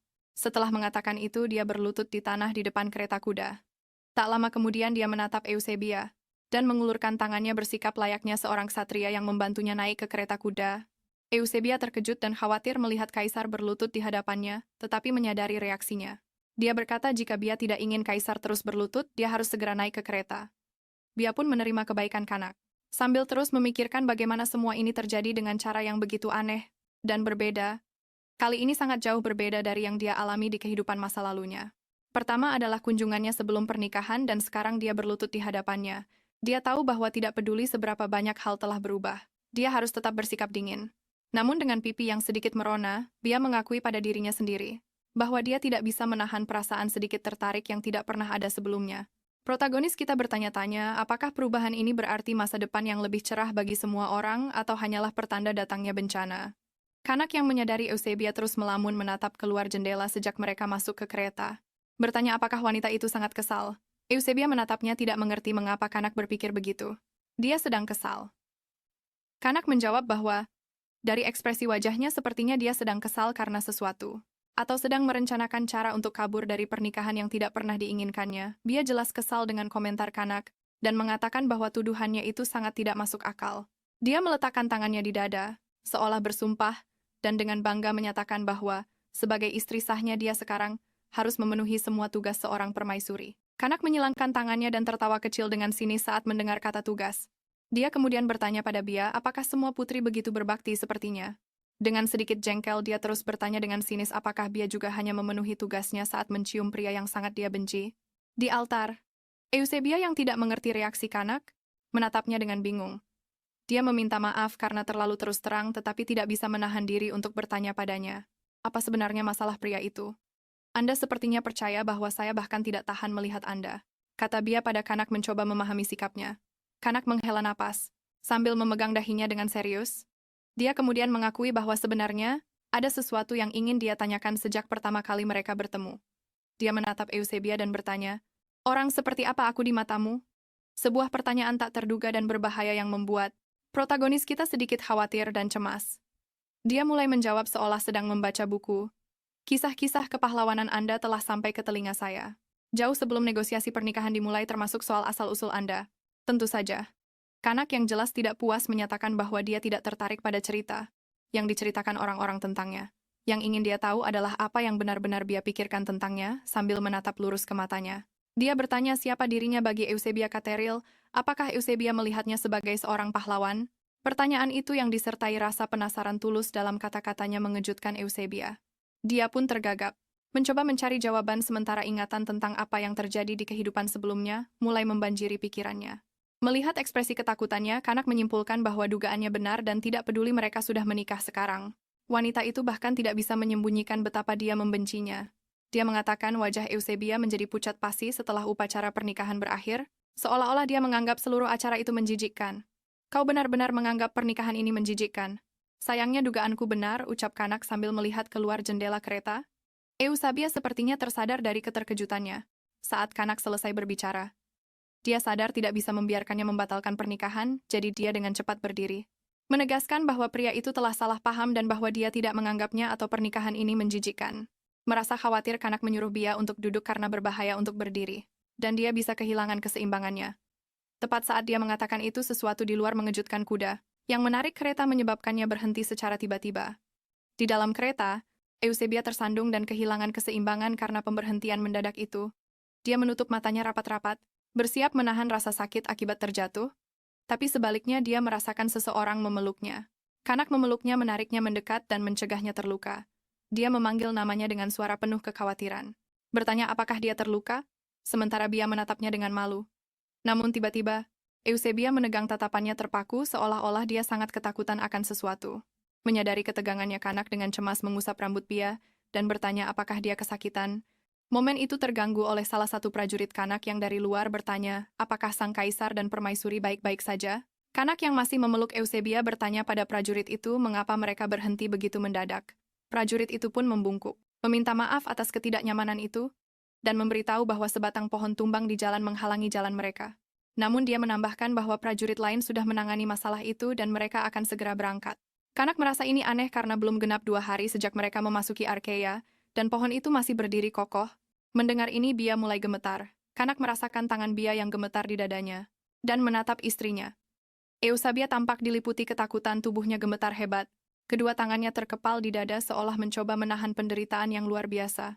Keringat membasahi wajahnya, dan mata birunya yang terbelalak mencerminkan teror dan ketegangan yang menguasainya saat itu. Protagonis kita menjelaskan bahwa kekuatan para penjaga datang langsung dari Argenwood, dan saat meninggalkan wilayah Arkea, mereka akan kehilangan berkah ini. Sebuah kebenaran mengerikan yang dibisikkan oleh Dietrich kepadanya pada malam sebelum pernikahan. Awalnya dia mengira Dietrich hanya berbohong untuk menakutinya dan memaksanya tetap berada di sisinya. Tapi Bea merasa sihirnya mulai menghilang seolah perlahan meninggalkan tubuhnya, membuktikan peringatan mengerikan dari Dietrich. Dan tanpa kekuatan sihirnya, dia merasa tak akan bisa mempertahankan atau melindungi dirinya sendiri. Saat dia memikirkan hal ini, Eusebia terlihat ketakutan menatap ke arah hutan hantu masa lalunya kembali menakutinya. Membisikkan di telinganya bahwa semua ini pasti bagian dari rencana Dietrich untuk membunuhnya. Pada akhirnya dia pasti memutuskan bahwa membunuhmu dan menyalahkan Kanak atas kematianmu untuk memulai perang adalah jalan yang lebih mudah. Kasihan Eusebia, sekali lagi kau akan tewas di sini sendirian dalam keputusasaan. Ejek hantu itu. Bea menutupi telinganya dengan kedua tangan, mencoba menghalau suara-suara itu. Saat air mata mengalir deras di wajahnya, dia menangis dan memohon agar hantu itu berhenti bicara. Kanak mengulurkan tangannya ke arah Eusebia, dia menariknya mendekat dan memeluknya erat. Dengan suara tegas dia memintanya untuk bernapas dalam-dalam dan perlahan dia memintanya untuk melihat sekeliling. Meyakinkannya bahwa tidak ada yang terjadi dan dia aman, tapi meskipun begitu, tangisnya sedikit mereda. Dia masih gemetar dan terengah-engah saat Kanak dengan lembut mengelus rambutnya. Kanak melanjutkan dengan nada tenang namun tegas mengatakan bahwa tidak ada seorang pun di sana yang ingin menyakitinya. Mendengar suara Kanak dia mulai tenang. Masih terguncang oleh rasa takut, Eusebia menemukan kenyamanan dalam kehadiran Kanak. Dia membenamkan wajahnya di dada Kanak. Sementara jari-jarinya mencengkeram erat kain pakaian pria itu.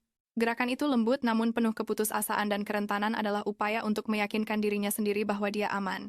Adegan beralih ke sebuah pelabuhan yang diterangi malam berbintang, menandakan bahwa perjalanan panjang darat ke Riyadh akan segera berakhir. Cahaya dari kapal-kapal dan mercusuar terpantul di perairan yang gelap, mengumumkan bahwa etape perjalanan selanjutnya akan melalui laut.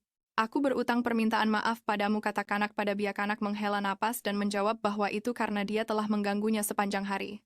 Dan mungkin karena itu perjalanan ke pelabuhan menjadi lebih melelahkan baginya. Kanak mengaku bahwa dia sengaja mencari perhatiannya karena dia merasa bahwa Eusebia tidak menghargainya. Dia menyatakan bahwa meskipun tahu seorang wanita sekalibernya tidak akan puas berada di sisinya, masih sulit untuk menerima kenyataan itu. Saat dia mengucapkan kata-kata ini, Kanak meremas kain pakaiannya sendiri, mengungkapkan ketegangan dan beratnya pengakuannya di hadapan Eusebia. Dia menatap matanya dengan tekad dan mengatakan bahwa pendapat Eusebia tentangnya itu penting.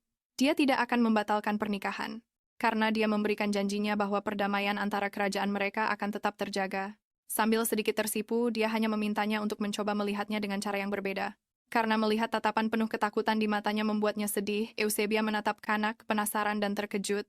Dalam benaknya dia akhirnya sepertinya mengerti kenapa pria itu sangat berbeda dari kehidupannya yang dulu, karena di masa lalu ia tak pernah punya kesempatan untuk benar-benar bicara dengannya. Itulah sebabnya ia tak pernah benar-benar berpikir untuk mengenalnya lebih dalam. Sebelum hari itu, dengan sedikit senyuman ia menegaskan kalau dirinya tidak berbohong. Saat ia bilang tahu kisah-kisah tentang perbuatannya. Oh, ironis sekali, pikir Bea.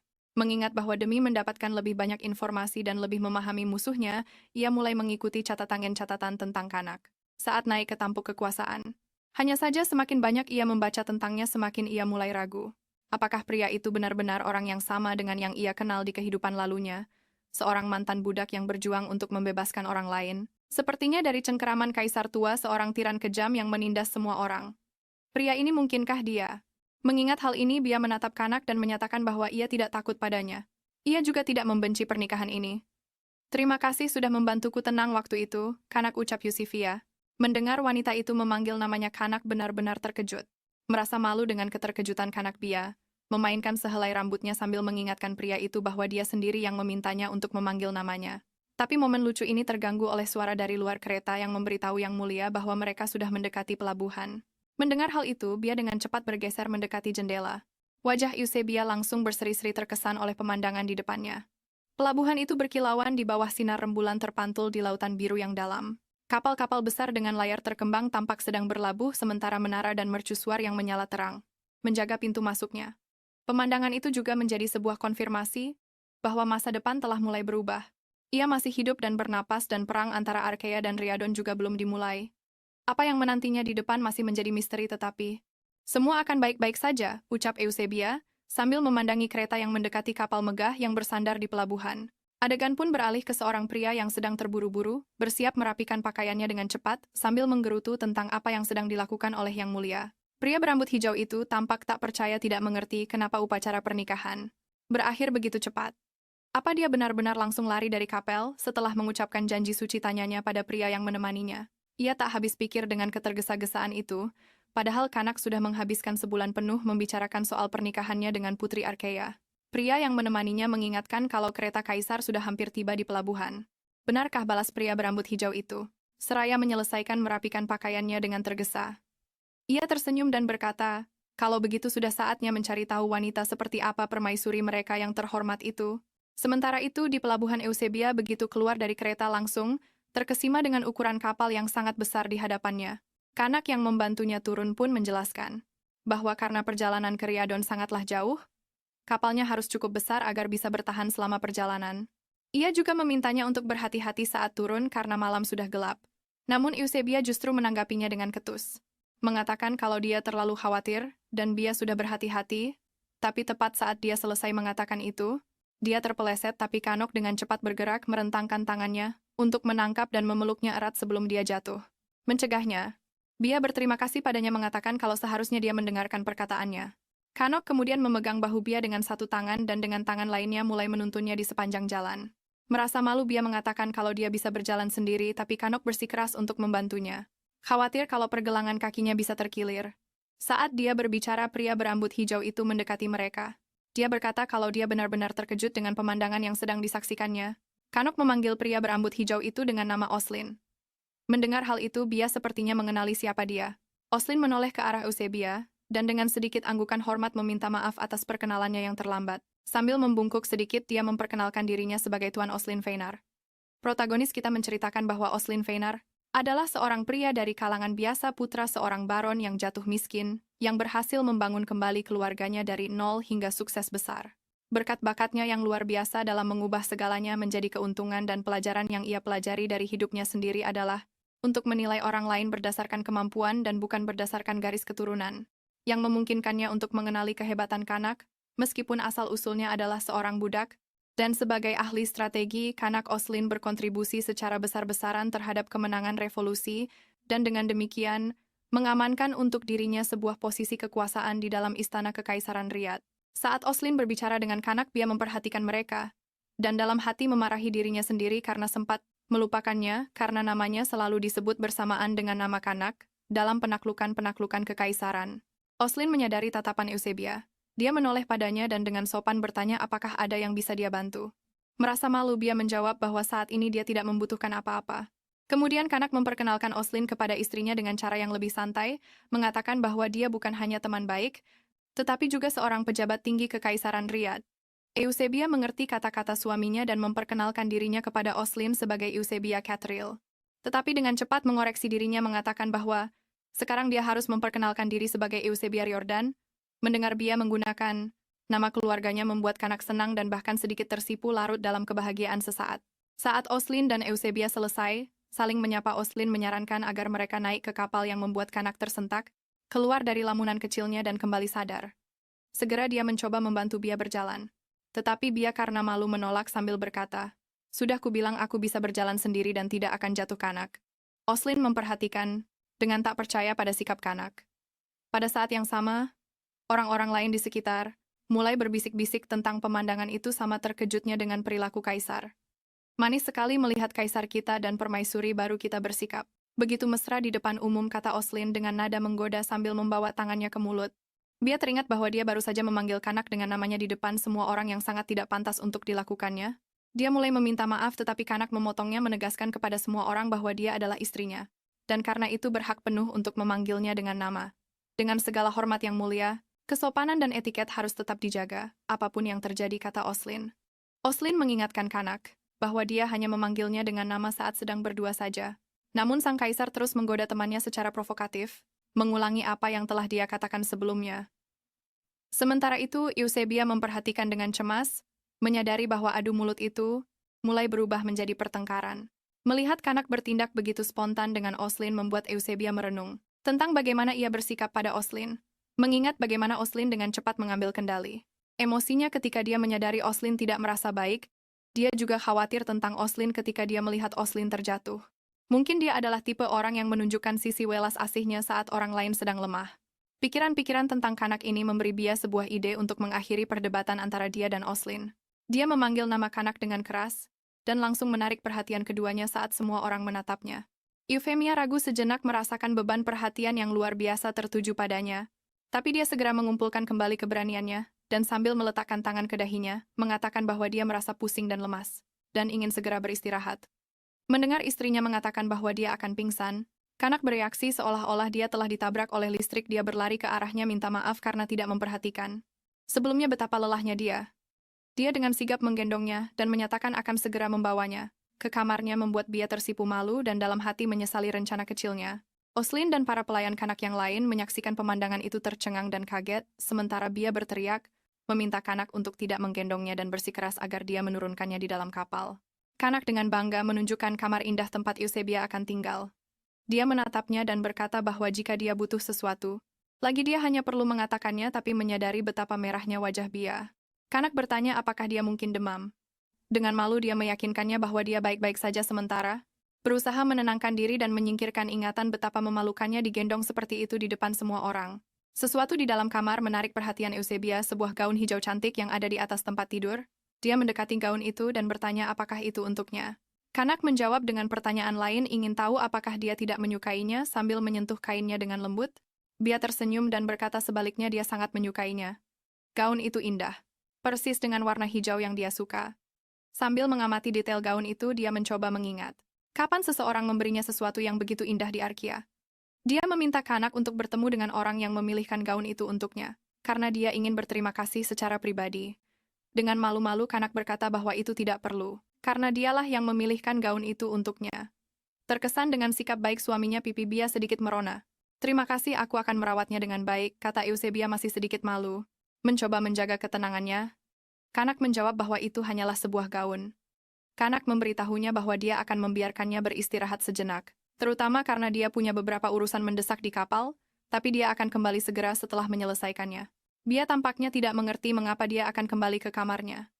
Dia mencondongkan tubuh ke arahnya, dan menjelaskan bahwa tentu saja, dia akan kembali karena bagaimanapun juga mereka sekarang sudah menikah, dan bahwa pasangan yang menikah harus tidur bersama. Eusebia kemudian ingat bahwa dia telah melupakan detail kecil ini, menyadari bahwa ini mungkin berarti mereka akan berbagi tempat tidur malam itu. Eusebia panik, dia mengasumsikan lagi bahwa dia menikah dengannya untuk memiliki anak, tahu bahwa akhirnya hal seperti ini akan terjadi. Meski begitu, dia tidak menyangka akan terjadi secepat ini. Dia mengira pria itu akan menunggu setidaknya sampai mereka tiba di Riyadon, sementara Bia masih terdiam. Mencoba memahami kenapa Kanak begitu terburu-buru, apa? Karena dia menganggapku, menarik pikirnya sambil tersipu malu. Seketika setelah pikiran itu terlintas, dia sadar bahwa bahkan jika pria itu menginginkannya, saat pria itu tahu bahwa dia mandul, semuanya akan menjadi rumit. Dan semakin cepat dia tidur dengannya, semakin cepat pula kemungkinan pria itu akan mengetahuinya. Melihat ekspresi sedih di wajah istrinya, Kanak dengan lembut menyentuh dagunya, memaksanya untuk menatapnya. Sambil memanggil namanya, Bia cepat-cepat menutup mata, membayangkan suaminya sudah tidak mau menunggu lagi.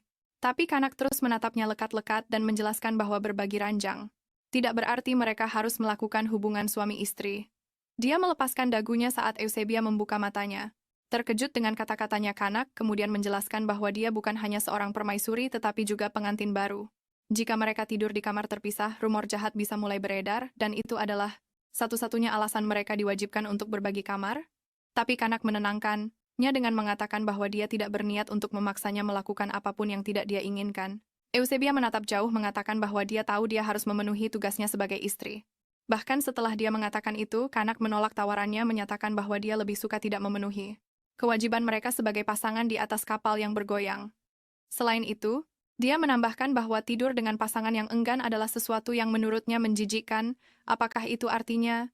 Dia mulai berkata, tapi Kanak yang sudah mengantisipasi pertanyaannya, memotongnya dan menjawab ya.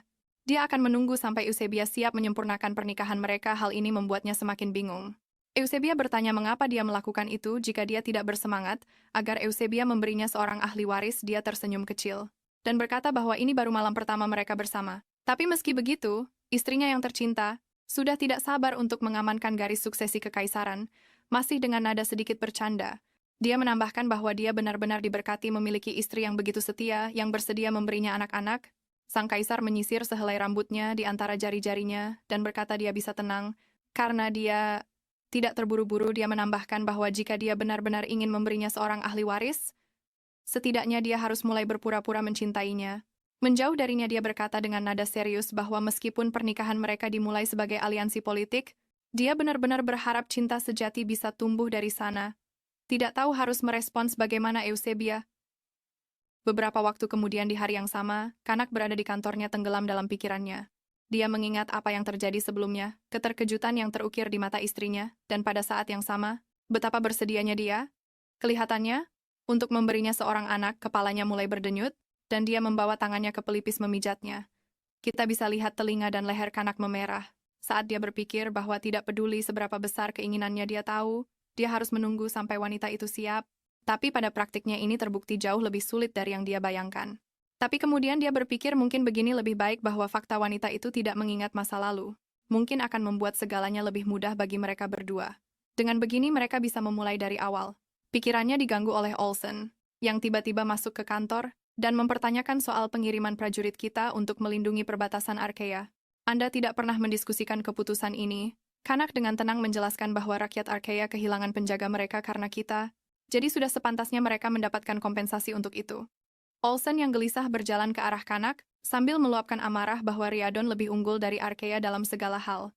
Jadi kenapa tidak taklukkan saja negara lemah itu? Karena semakin kesal, dia menekankan bahwa Kanak tidak menuntut hak penambangan atau harta karun dari pundi-pundi sebagai ganti perdamaian, namun dia malah mempertaruhkan nyawa prajurit setianya hanya demi seorang putri manja. Sang kaisar menatap tajam ke arah Olsen tampak kesal dan memperingatkannya untuk memilih kata-katanya dengan lebih hati-hati. Karena Eufemia bukan sekadar putri kecil manja, dan dia menegaskan bahwa dia rela menyerahkan segalanya untuk wanita itu. Dengan marah Olsen bertanya, tak percaya bagaimana mungkin dia bisa bertindak seperti ini? Apakah dia sudah benar-benar kehilangan akal sehatnya? Kanak yang jengkel melemparkan dokumen yang ada di atas meja ke arahnya dan memerintahkannya untuk segera meninggalkan kantornya, mengatakan bahwa ruangan itu sudah cukup pengap tanpanya di sana, mendidih karena marah. Olsen terus saja kesal sambil menggerutu. Apa maksudmu pengap? Di sini dingin sekali. Apa masalahmu? Sementara itu Kanak dengan tenang berdiri dan mulai meninggalkan ruangan. Malam tiba dan saat cahaya bulan masuk. Dengan tenang dan damai ke dalam kamar permaisuri, Eusebia terbangun merasa tidak enak badan. Dia tidak mengerti apa yang mungkin terjadi padanya, tapi dia merasa sangat mual. Hipotesis pertamanya adalah mungkin ini efek samping dari kekuatan Argenwood yang memudar dari tubuhnya. Bertekad untuk tidak membiarkan Kanak tahu bahwa dia kehilangan kemampuannya, menggunakan sihir dia pun bangkit. Dia mencoba meraih pintu untuk meminta salah satu pelayan membawakannya obat, tapi penglihatannya sangat kabur dan buram. Dengan gigih dia akhirnya berhasil mencapai pintu. Saat membukanya, dia meminta pelayan di depannya untuk membawakan obat, tapi saat melihat lebih dekat pada pelayan itu, dia menyadari dengan kaget bahwa itu sebenarnya adalah Kanak. Pria itu bertanya apakah dia sakit. Dia mencoba berpura-pura tidak terjadi apa-apa, dan berbalik untuk kembali ke tempat tidur sambil dengan cepat mengatakan bahwa dia baik-baik saja. Hanya sedikit sakit kepala. Tapi Kanak meraih lengannya, mengatakan padanya bahwa ini jelas bukan hanya sakit kepala, dan bahwa dia sangat pucat. Eusebia merasa seolah-olah perutnya diaduk-aduk padahal dia tidak makan sesuatu yang aneh, dan semua gerakan itu membuatnya semakin mual. Dia mencoba menahannya tapi akhirnya muntah tepat di atas Kanak. Masih pusing dia terengah-engah selama beberapa detik sementara sang kaisar terus memeluknya erat. Begitu sadar dia langsung panik saat menyadari apa yang baru saja ia perbuat. Dia menatap Kanak mencoba membaca ekspresinya, menebak seberapa marahnya sang kaisar, tapi Kanak hanya diam membisu. Tatapannya hanya tertuju pada kemejanya yang kini basah oleh muntahan, seolah sedang mencerna apa yang baru saja terjadi. Eusebia mundur beberapa langkah secara naluriah, menjaga jarak dari suaminya itu. Kanak menghela napas, dan berkata akan memanggilkan dokter untuk memeriksanya. Tapi Eusebia gemetar hebat karena panik dan terus mundur seolah tak mendengar sepatah kata pun darinya. Dengan kepala yang berputar dan penglihatan yang masih kabur, dia mulai memohon maaf padanya. Atas apa yang telah dilakukannya, sambil mati-matian, mencari cara untuk keluar dari situasi ini tanpa celaka membuatnya semakin putus asa. Dia teringat insiden di kereta yang tidak berjalan baik dan bagaimana Kanak masih percaya. Kalau dia jijik padanya dan sekarang aku mengotori pakaiannya, dia pasti murka. Pikir Eusebia semakin tenggelam dalam kepanikan dan menyimpulkan bahwa tidak akan aneh jika Kanak sampai membatalkan pernikahan mereka, dan pada saat itu dalam kondisi panik total, hantu masa lalunya kembali menghantuinya, berbisik di sekelilingnya, mengejeknya, dan mengatakan betapa tidak kompetennya dia, tidak mampu melakukan apapun dengan benar, bahkan tidak bisa melakukan hal paling sepele untuk menyenangkan sang kaisar. Hantu itu membisikkan di telinga Bia bahwa dia mandul, dan lebih parahnya lagi telah kehilangan sihir yang pernah ia miliki. Dua hal satu-satunya yang diinginkan Kanak darinya jika dia terus membuat kesalahan bodoh hidupnya akan berakhir dengan mengenaskan. Dan bersamaan dengan itu, Arkea juga akan hancur aku. Aku sungguh minta maaf. Yang mulia, aku akan segera membersihkan ini, ucapnya dengan suara bergetar. Masih berusaha memperbaiki keadaan, tapi Kanak menyuruhnya untuk tidak khawatir soal itu. Dia harus fokus pada dirinya sendiri karena jelas-jelas kondisinya sedang tidak baik. Masih gemetar, Eusebia mendekat sedikit, sama sekali tidak mengerti kenapa pria itu begitu baik. Bahkan setelah dia mengotori pakaiannya dengan cara yang begitu menjijikkan. Sadar kata-katanya tak sampai ke telinga Eusebia, Kanak pun mulai membuka kemejanya. Dengan dada bidangnya yang terekspos, dia menatap istrinya dengan tenang dan berkata dengan nada meyakinkan, "Lihat, masalahnya sudah beres," seolah berkata dia tinggal ganti kemeja bersih dan semua akan kembali normal. Dia menekankan agar Bia tidak merasa bersalah atas hal sepele seperti ini, tapi Bia tetap bersikeras meminta maaf, mengatakan kalau dia takut telah membuat Kaisar tidak senang. "Dan kenapa aku harus tidak senang?" tanyanya sambil mengancingkan kemeja bersih yang baru saja ia pakai. Mengulangi kata itu dalam bentuk pertanyaan, Kanak dengan lembut meletakkan tangannya di dahi. Eusebia menjelaskan bahwa itu adalah mabuk laut. Menyadari bahwa dia mungkin belum pernah mengalaminya sebelumnya, Kanak membuat pertanyaan retoris, berkomentar bahwa ini pasti pengalaman pertama Eusebia di atas kapal. Dia menyalahkan dirinya sendiri karena tidak memikirkan hal itu saat mempersiapkan segalanya untuk menyambutnya, tetapi dia meyakinkan Eusebia bahwa dia sudah mengatasi masalahnya. Dan hal itu tidak akan mengganggunya lagi. Mencoba mencairkan suasana dan membuat Eusebia lebih nyaman. Kanak berkomentar bahwa situasi ini mengingatkannya pada masa-masanya di medan perang. Dia bercerita bahwa saat itu dia selalu berpindah dari satu medan perang ke medan perang lainnya. Begitulah caranya bertemu dengan seorang pemuda yang terus mengikutinya dengan gigih memohon agar diizinkan bergabung dengan revolusi, dan pemuda ini adalah seorang penjilat yang super gigih. Sampai suatu hari dalam perjalanan ke medan perang yang baru, mereka menemukan mayat tanpa kepala dan perut si penjilat malang itu tidak kuat menahannya, membuatnya memuntahkan semua yang dia makan pagi itu. Kanak lalu bertanya pada Eusebia, apakah dia bisa menebak siapa pemuda itu? Terlihat penasaran sekaligus terhibur dengan cerita itu, dia hanya menggelengkan kepalanya. Kanak kemudian mengungkapkan bahwa pemuda penjilat itu adalah Oslin. Tidak percaya, Eusebia bertanya apakah itu Oslin Feinar yang sama yang baru saja ditemuinya. Kanak hanya mengangguk membenarkan dan bukannya meminta maaf karena sudah muntah. Lanjut Kanak sambil meneruskan ceritanya, memukul pelan bangku yang didudukinya, tampak kesal dengan ingatan itu. Oslin malah menyalahkannya, mengatakan bahwa semua itu terjadi karena dia memilih jalan yang membawa mereka ke pemandangan mengerikan itu. Tidak percaya dengan cerita itu, Eusebia menutup mulutnya dengan tangan mencoba menahan tawa. Tapi dia tidak bisa menahannya. Dan akhirnya tertawa terbahak-bahak, mengatakan dia tidak pernah menyangka Oslin adalah pemuda yang begitu rapuh. Pemandangan istri tercintanya yang tertawa begitu lepas membuat Kanak terpesona, membuatnya berusaha keras menjaga ketenangannya. Kanak berdeham dan berkomentar bahwa setelah beberapa tahun Oslin dengan enaknya memilih untuk melupakan betapa cengengnya dia di masa lalu. Kanak menjelaskan bahwa beginilah cara kerja sihir waktu setelah beberapa kali perjalanan. Eusebia akan terbiasa dengan angin laut dan bahkan tidak akan ingat lagi kalau dia pernah mabuk laut dan apa yang terjadi. Hari ini tidak akan lebih dari sebuah kenangan kecil seperti setetes air di lautan luas. Kata-kata bijak Kanak membuat Bia termenung. Dia bertanya-tanya apakah ini juga yang Kanak rasakan tentang hal-hal mengerikan yang harus disaksikannya di masa lalu. Ketika dia masih muda, semua itu hanyalah setetes air di lautan kenangan yang luas di benaknya. Jika memang begitu, betapa kejamnya hidup yang telah dia jalani. Hal ini membuat Eusebia semakin ingin tahu lebih banyak tentang Kanak Riadon yang sebenarnya dan bukan hanya pria kejam dan kasar yang digambarkan oleh sejarah dan rumor. Adegan beralih ke seorang pria yang berlari terengah-engah cemas. Karena sangat terlambat, dia mengetuk pintu dengan tangan gemetar. Ketukan itu menggema di balik pintu dan sebuah suara dari dalam ruangan memanggil Yang Mulia. Kanak yang berdiri di samping Eusi langsung mengenalinya dan dengan tenang berkomentar kalau itu pasti dia. Eusi bangkit dari sofa tempatnya berbaring dan bertanya apakah Kanak sedang menunggu seseorang. Menjawab iya, dia menjelaskan bahwa dia telah meminta kehadiran dokter istana. Pertanyaannya mengingatkan Kanak akan keterlambatan sang dokter dan dia pun mulai menggerutu kesal, mengeluh bahwa seorang dokter istana harus selalu siap bekerja secepat mungkin.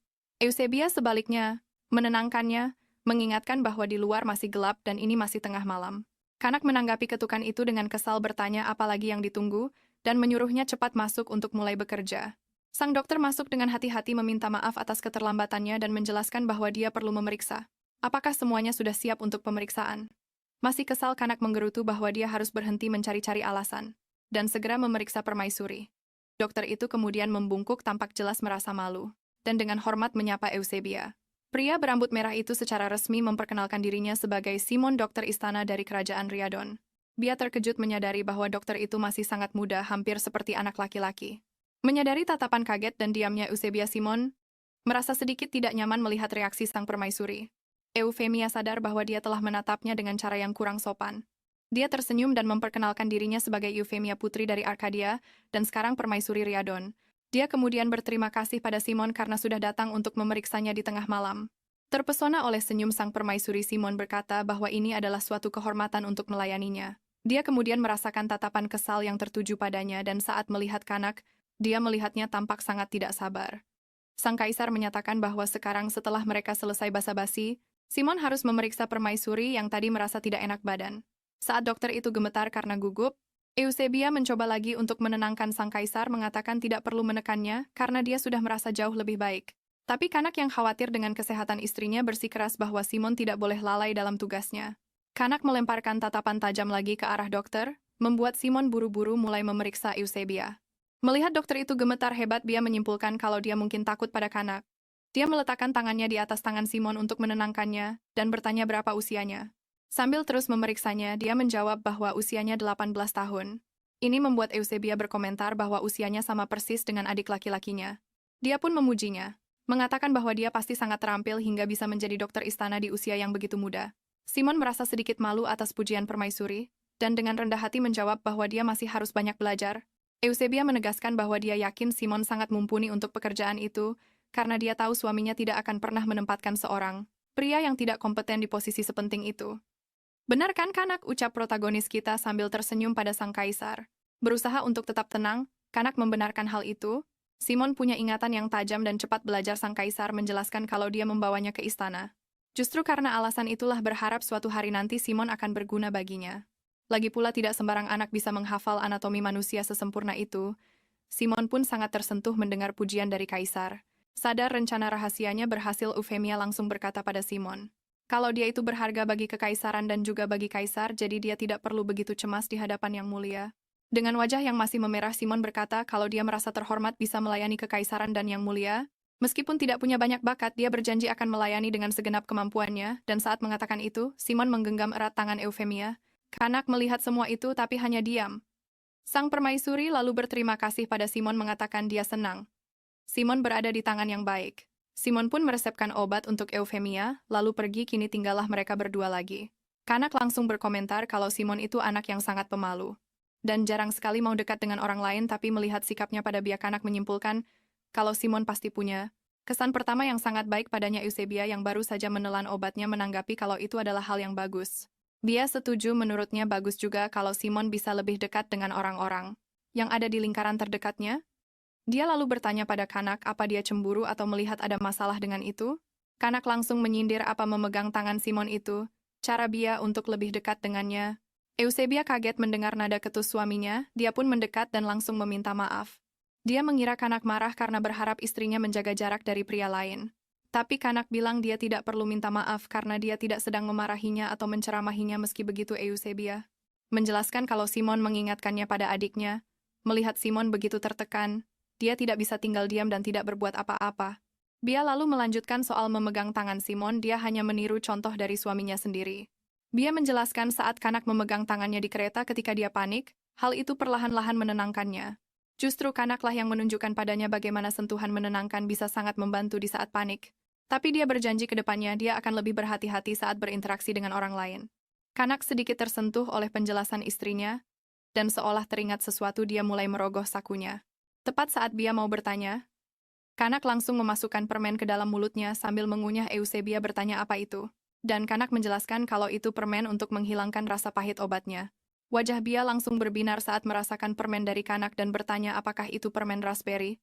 Ternyata itu adalah rasa kesukaannya melihat istrinya begitu senang. Kanak memberikan seluruh toples permennya. Dia bilang, Bia boleh makan sepuasnya, karena itu rasa favoritnya. Sementara Eusebia terus mengunyah dengan riang. Kanak jadi berpikir Bia mirip sekali dengan kelinci yang lucu. Dengan mata berbinar-binar, Eusebia berkata kalau dia akan makan sampai benar-benar kenyang. Kanak lalu mendekat dan berkomentar kalau Bia makan dengan sangat lahap. Kalau dia terlihat seperti kelinci kecil yang sedang mengunyah daun.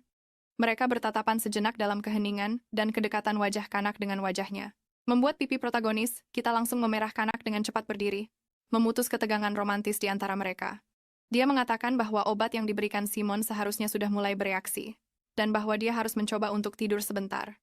Saat Kanak menjauh, Eusebia bertanya apakah dia tidak akan tidur juga, tapi Kanak menjawab bahwa dia masih perlu memeriksa beberapa dokumen, namun dia menambahkan bahwa dia meminta dokumen-dokumen itu dibawa ke sana agar bisa menemaninya selagi bekerja. Terlebih lagi dia mengakui bahwa dia tidak merasa nyaman, meninggalkannya sendirian sampai dia yakin Eusebia baik-baik saja. Dia mendoakannya agar tidur nyenyak, dan meyakinkannya bahwa dia bisa beristirahat dengan tenang karena dia akan berada di sisinya. Malam pun terus berlanjut saat Kanak fokus membaca dokumen di sebuah meja dekat tempat tidur di mana Eusebia terlelap. Dia terbangun dan memperhatikannya selama beberapa saat. Kanak benar-benar menepati janjinya dan tidak meninggalkan kamar itu. Dalam benaknya, dia mengakui bahwa Kanak tidak tersinggung dengan kurangnya etiketnya, dan sebaliknya, menunjukkan kepedulian dan perhatian yang tulus pada keadaannya. Apakah dia benar-benar melihatku sebagai istri yang harus belajar untuk dicintai dan dilindungi? Eusebia bertanya pada dirinya sendiri dalam diam. Jika pernikahan politik ini dapat membawa perdamaian abadi, di antara bangsa mereka mungkin dia juga bisa belajar untuk mencintai dan melindunginya. Tapi tiba-tiba gambar Detrick muncul di dalam pikirannya, mengatakan bahwa itu adalah mimpi di luar jangkauannya. Terkejut oleh kata-kata Detrick yang beresonansi di dalam pikirannya, Eusebia tiba-tiba terbangun gemetar di bawah selimutnya. Dia menggenggam spray itu terganggu oleh pikiran bahwa dia telah menyembunyikan beberapa hal dari Kanak, terutama fakta bahwa dia tidak akan pernah bisa memberinya pewaris yang dia inginkan, dan begitu dia tahu dia mungkin akan mencampakkannya tanpa ragu-ragu. Dan semua kebaikan serta kemurahan hatinya akan berubah menjadi kekejaman dalam sekejap. Dia menutup matanya rapat-rapat, memarahi dirinya sendiri karena terlalu banyak bermimpi. Dia tahu dia tidak boleh kehilangan fokus dan berada di sana untuk melindungi Arkea dari kehancuran. Sejenak dia bertanya-tanya apakah dia harus membiarkan Kanak mengetahui kekhawatirannya. Mungkin dia akan membantunya. Menyangkal pikiran terakhir itu, Eusebia berbalik di tempat tidur, menyembunyikan wajahnya di bantal saat pikirannya menyiksanya, yakin bahwa jika Kanak menemukan kebenarannya, semuanya akan sia-sia. Tanpa menyadari gejolak pikiran istrinya, Kanak melirik sekilas ke tempat tidur, seolah-olah dia entah bagaimana bisa merasakan penderitaan kekasihnya. Keesokan paginya, kapal berlayar dengan megah melintasi lautan. Eusebia yang tertidur setelah gejolak pikiran itu terbangun dan masih mengantuk, menyadari bahwa Kanak telah pergi ke suatu tempat. Adegan beralih ke seorang pelayan yang dengan khawatir menyarankan agar Eusebia beristirahat sedikit lebih lama agar bisa pulih sepenuhnya. Mengenakan hadiah dari Kanak, protagonis kita yang cantik ini, memberitahu pelayan bahwa dia merasa segar setelah tidur nyenyak dan berjalan-jalan sebentar di luar akan baik untuknya. Saat dia berjalan keluar, Eusebia mengatakan bahwa selain ini adalah pertama kalinya dia bepergian dengan kapal, akan sangat disayangkan jika hanya tidur saja. Selama ini dia berada di dalam kabin. Begitu dia melangkah ke area luar, embusan angin dan cahaya terang langsung menerpanya. Tapi saat dia melihat keluar, matanya terbelalak kaget dan wajahnya yang memerah, menunjukkan betapa terkejutnya dia dengan pemandangan di hadapannya. Di depannya lautan terbentang, luas dan berkilauan sebuah karpet biru tak berujung yang memantulkan cahaya matahari yang menyilaukan. Jadi seperti ini wujud laut yang sebenarnya, pikirnya dengan takjub. Tapi dia dikejutkan oleh suara tegas yang menggema dari kejauhan. Hormat pada permaisuri. Dia berbalik dengan senyum lembut dan menyapa para prajurit yang memberi hormat padanya. Mereka tampak sedikit tegang, dan Eusebia menyadari tatapan mereka sama seperti Oslin saat pertama kali bertemu dengannya. Sebuah tanda yang jelas bahwa mereka masih waspada dan curiga padanya. Dia mengerti kekhawatiran mereka. Bagaimanapun juga bagi para prajurit itu, dia hanyalah orang asing. Terlebih lagi Rhiannon adalah kekaisaran yang baru saja bangkit. Yang sebenarnya dibutuhkan Kanak bukanlah silsilah sihir dari Arkea, melainkan seorang pasangan dari kalangan bangsawan Rhiannon yang mampu membantunya mendapatkan dukungan lebih besar dari rakyatnya. Namun alih-alih memenuhi harapan rakyatnya, Kanak memilih untuk menikahi seorang putri asing dari kerajaan kecil yang hampir hancur. Karena itulah mereka tidak bisa menyembunyikan ketidakpercayaan mereka, atau bahkan tatapan "aku tidak menyukaimu" yang terang-terangan. Eusebia merenung khawatir tentang apa yang menantinya di Rhiannon. Lamunan Eusebia buyar oleh suara Simon yang memanggilnya dengan sedikit tergesa-gesa. Dia berlari ke arahnya. Senang karena akhirnya menemukannya. Dia telah mencarinya di seluruh kapal. Eusebia melangkah maju, mengatakan bahwa jika dia khawatir tentang ketidaknyamanannya, kemarin dia meyakinkannya bahwa dia merasa baik-baik saja, dan obat yang diberikannya bekerja seperti sihir. Tapi Simon berkata dia khawatir Eusebia akan masuk angin karena terlalu lama di luar, sebab udaranya sedikit dingin. Dan jika itu sampai terjadi, ketahuilah bahwa kelalaianmu tidak akan kumaafkan, tabib istana, kata Kanak. Suara berat itu membuat Simon panik saat Kanak mendekati Eusebia. Kanak berkata dia khawatir saat kembali ke kabin, dan tidak menemukannya, lalu dia mengangkatnya, mengatakan bahwa mereka harus kembali ke dalam. Dia memintanya untuk menurunkannya. Tapi Kanak berdalih bahwa kapalnya terlalu berguncang, dan dia tidak ingin melihatnya terpeleset lagi. Sementara itu, Simon menghela napas lega karena dia tidak akan menghadapi murka Kanak hari ini. Kanak menggendongnya melewati koridor internal kapal sementara Eusebia terus protes. Menyatakan bahwa rakyat mereka pasti benci melihat kaisar mereka bertingkah seperti itu. Kanak kemudian membalas dengan ironis. Bertanya apakah sekarang masalahnya adalah etiketnya. Dengan cemas Eusebia menjelaskan bahwa Kanak adalah sosok berwibawa bagi rakyatnya, dan tidak pantas terlihat menggendong seorang wanita di lengannya kemana-mana. Tiba-tiba Kanak memanggil namanya, membuat jantungnya berdebar kencang. Kanak mendekatkan wajahnya ke wajah Eusebia membuatnya merona, sambil berkata ada sesuatu yang seharusnya sudah dia katakan padanya sejak awal. Dia dengan lembut menyandarkan dahinya ke dahi Eusebia dan menyatakan dengan mesra bahwa inilah alasan dia menginginkan tahta. Dengan suara tegas, Kanak mengungkapkan cita-citanya dia ingin mengubah banyak hal. Untuk membangun sebuah negara di mana semua orang bisa hidup dalam kebebasan bebas, dari belenggu etiket dan hierarki sambil dia membaringkannya di tempat tidur, dia menegaskan bahwa wanita itu tidak perlu khawatir tentang apa yang akan dipikirkan rakyatnya karena mereka yang melayaninya dari dekat telah belajar untuk menghormatinya apa adanya, dan mereka yang berani meremehkannya sudah lama pergi. Eusebia bangkit untuk berdebat dengannya, tapi malah menabrak beberapa buku yang ada di tempat tidur. Dia dengan penasaran melihat dua buku bersampul warna-warni sambil memegang salah satunya di tangan.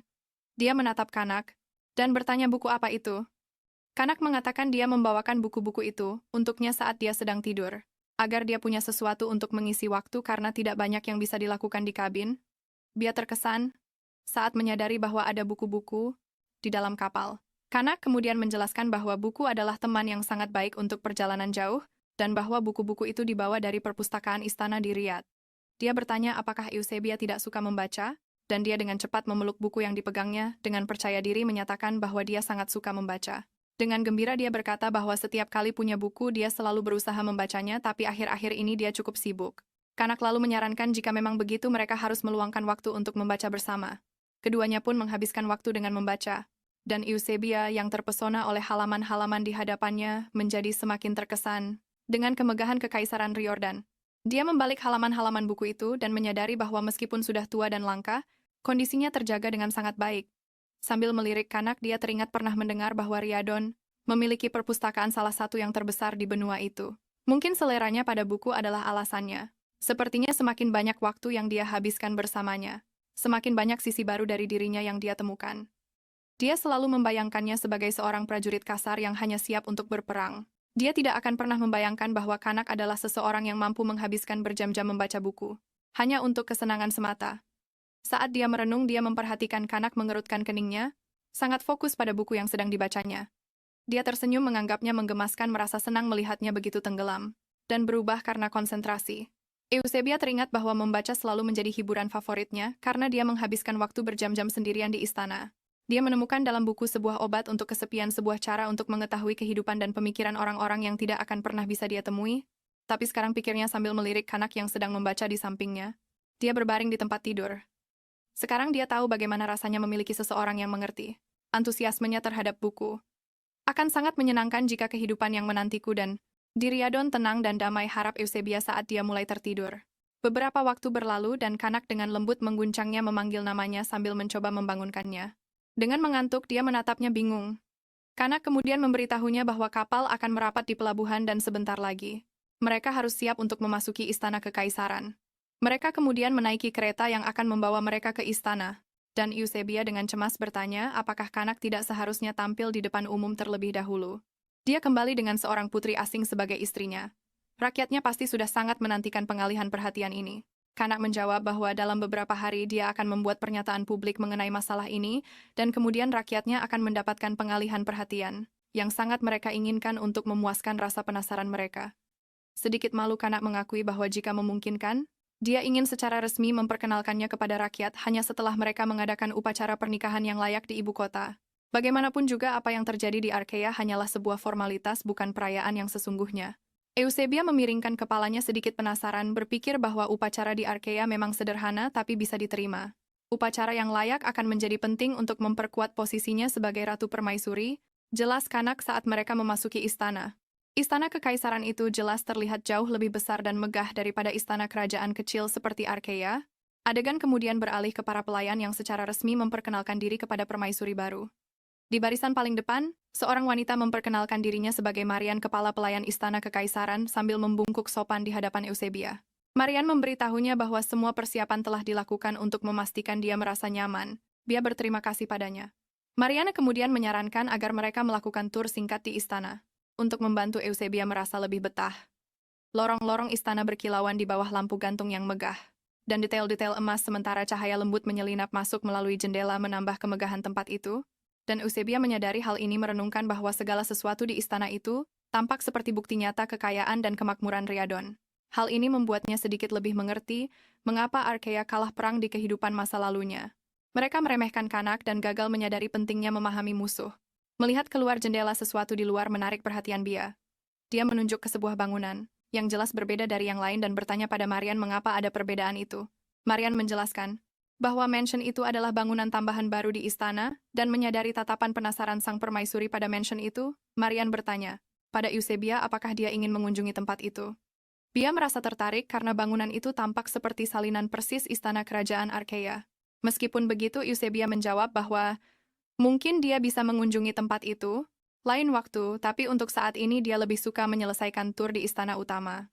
Mariana mengerti permintaan itu dan kemudian mereka melanjutkan berjalan menyusuri koridor-koridor istana utama.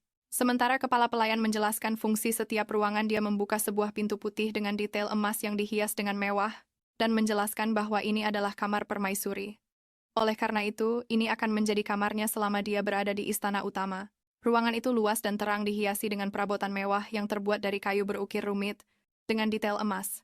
Di tengah ruangan, sofa dan kursi beludru merah mengelilingi sebuah meja yang diatur dengan bunga, tempat lilin, dan nampan-nampan elegan.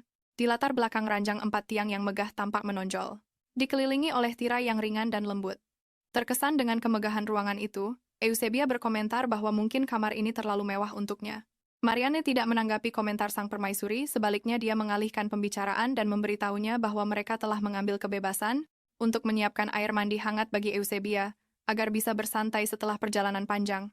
Masih terkesan, Eusebia mengusapkan tangannya di atas spray tempat tidur yang lembut, sementara Marian berkomentar bahwa dia akan mengingatkan semua staf untuk memastikan semuanya beres untuk malam ini. Untuk malam ini, tanya Eusebia dengan polosnya. Ya, Yang Mulia dan Nyonya akan menghabiskan malam pertama mereka bersama di istana, kata Marianne menyebabkan Eusebia membeku karena cemas.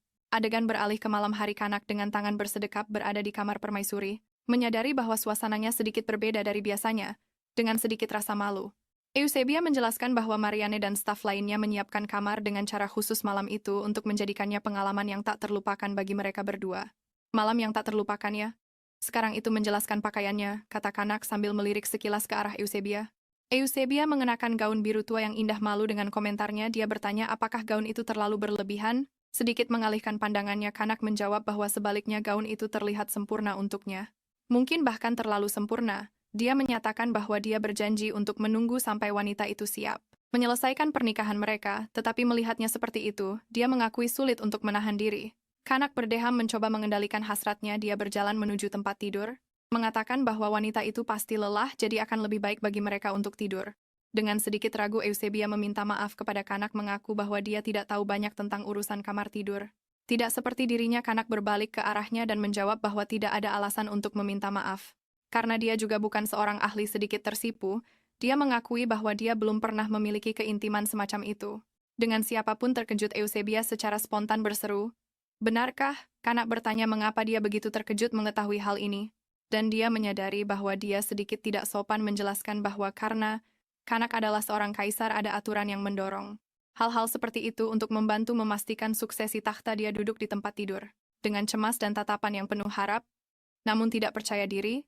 Dia bertanya, apakah mungkin wanita itu lebih suka dia menjadi pria yang lebih berpengalaman?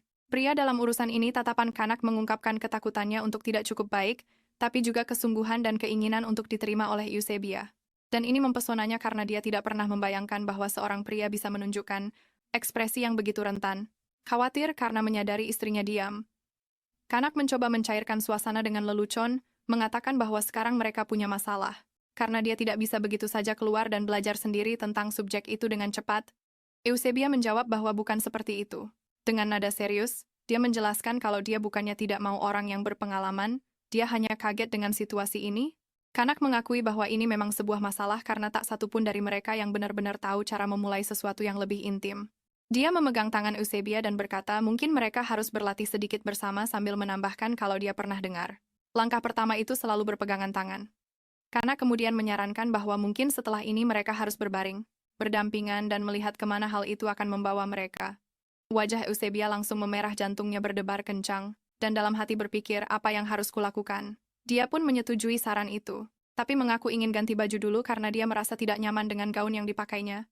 Dia mulai beranjak dari tempat tidur, mengatakan dia akan pergi ke kamar lain untuk berganti pakaian. Kanak memintanya untuk menunggu lalu bangkit dan berjalan ke arahnya, dengan lembut meletakkan tangannya di bahu Eusebia. Dia berkomentar bahwa gaun yang dikenakannya memiliki kancing di bagian belakang. Aku bisa membantumu membuka kancingnya jika engkau tidak keberatan. Tangan Kanak meraih punggung Eusebia, menyentuh ringan salah satu kancing gaunnya, membuat suasana menjadi tegang dan penuh harap. Kanak meminta izin Eusebia sekali lagi sebelum melanjutkan. Dengan izin darinya, adegan beralih ke mereka berdua yang duduk di tepi tempat tidur masih diselimuti oleh suasana penuh penantian. Kanak perlahan membuka kancing gaunnya. Setelah dia selesai membuka semua kancing gaun itu, punggungnya yang telanjang pun terlihat di bawah cahaya lembut yang masuk melalui jendela. Eusebia sedikit menggerakkan bahunya, sebuah gerakan kecil yang menunjukkan kegugupan dan kecemasannya saat itu. Kanak dengan lembut menyingkirkan rambutnya, memperlihatkan punggungnya lebih jelas lagi. Dia merasakan dorongan kuat untuk menyentuhnya, dan tangannya bergerak hampir secara naluriah ke arah Eusebia, tetapi Kanak menghentikan gerakan itu. Jeda itu menunjukkan keraguannya, bukan karena kurangnya hasrat, tetapi karena kehati-hatiannya, agar tidak melewati batas sebelum Eusebia benar-benar siap. Eusebia berterima kasih atas bantuannya, dan Kanak mundur selangkah dengan lembut mengatakan dia senang bisa membantunya. Adegan pun berganti, kita melihat Eusebia mengingat kembali apa yang terjadi barusan, dan memarahi dirinya sendiri karena telah membuat sang kaisar melakukan pekerjaan seorang pelayan. Kanak memanggilnya dengan nada rendah, bertanya apakah mereka tidak akan melanjutkan latihan berbaring berdampingan. Kanak lalu mengulurkan tangannya memintanya untuk mendekat. Sambil dengan lembut memprotes bahwa mereka seharusnya berpegangan tangan, dia pun mendekatinya, seolah memenuhi bagiannya dari kesepakatan dan mereka akhirnya saling berpegangan tangan. Eusebia mencoba memulai percakapan dan bertanya, apakah Kanak merasa tidak nyaman karena dia punya kamarnya sendiri selama perjalanan dan sekarang pasti aneh rasanya untuk berbagi tempat tidur dengannya setelah terbiasa tidur sendirian. Namun Kanak menjawab bahwa dia tidak merasa tidak nyaman, dan bahwa pada kenyataannya, dia menghabiskan setiap malam di kamar Eusebia. Selama perjalanan mereka, dia menceritakan suatu malam ketika dia terbangun karena mendengar Bia mengigau dalam tidurnya. Dia tegang dan jelas sekali merintih sedang bermimpi buruk. Pria itu dengan lembut mengelus rambutnya tampak khawatir, dan dia tetap di sisinya untuk menenangkannya. Kanok menjelaskan bahwa dia sudah berjanji akan menjaganya, dan karena wanita itu sedang mimpi buruk, dia merasa senang bisa berada di sisinya untuk menenangkannya. Menyadari betapa penyayang dan perhatiannya Kanok, Bia mengaku bahwa pria itu sama sekali tidak seperti yang dia bayangkan. Dia mengatakan bahwa sebelum mereka bertemu, semua yang dia dengar tentangnya hanyalah rumor yang menakutkan, jadi dia mengira akan bertemu kaisar yang haus darah dan kejam, tapi ternyata dia jauh lebih mudah didekati dari yang dibayangkannya. Bia melanjutkan perkataannya saat Kanok mengulurkan tangan ke arahnya. Dia mengaku takut kalau dirinya bukanlah sosok istri yang dicari Kanok, tapi Kanok mengejutkannya dengan membelai wajahnya dengan lembut, memotong kata-katanya. Jantungnya berdebar kencang menanggapi sentuhan pria itu. Sementara Kanok menegaskan bahwa dia tidak mungkin mengharapkan istri yang lebih baik, dan dia tidak pernah menyesali penyatuan mereka. Dia menyapukan ujung jarinya ke kulit wanita itu, membelainya dengan lembut, sambil menegaskan bahwa dia akan selalu dibutuhkan di sisinya. Kata-kata ini membuat Eusebia membeku karena khawatir. Dengan suara yang lebih serius dia menjawab bahwa dia senang mendengarnya dan sangat berterima kasih pada pria itu. Tapi pikiran protagonis kita memutuskan untuk menyabotasenya lagi, membuatnya percaya bahwa dia tidak seharusnya terbawa oleh perasaan dan bahwa Kanok bersamanya hanya karena dia menginginkan wanita yang mampu melahirkan pewaris yang bisa menggunakan sihir.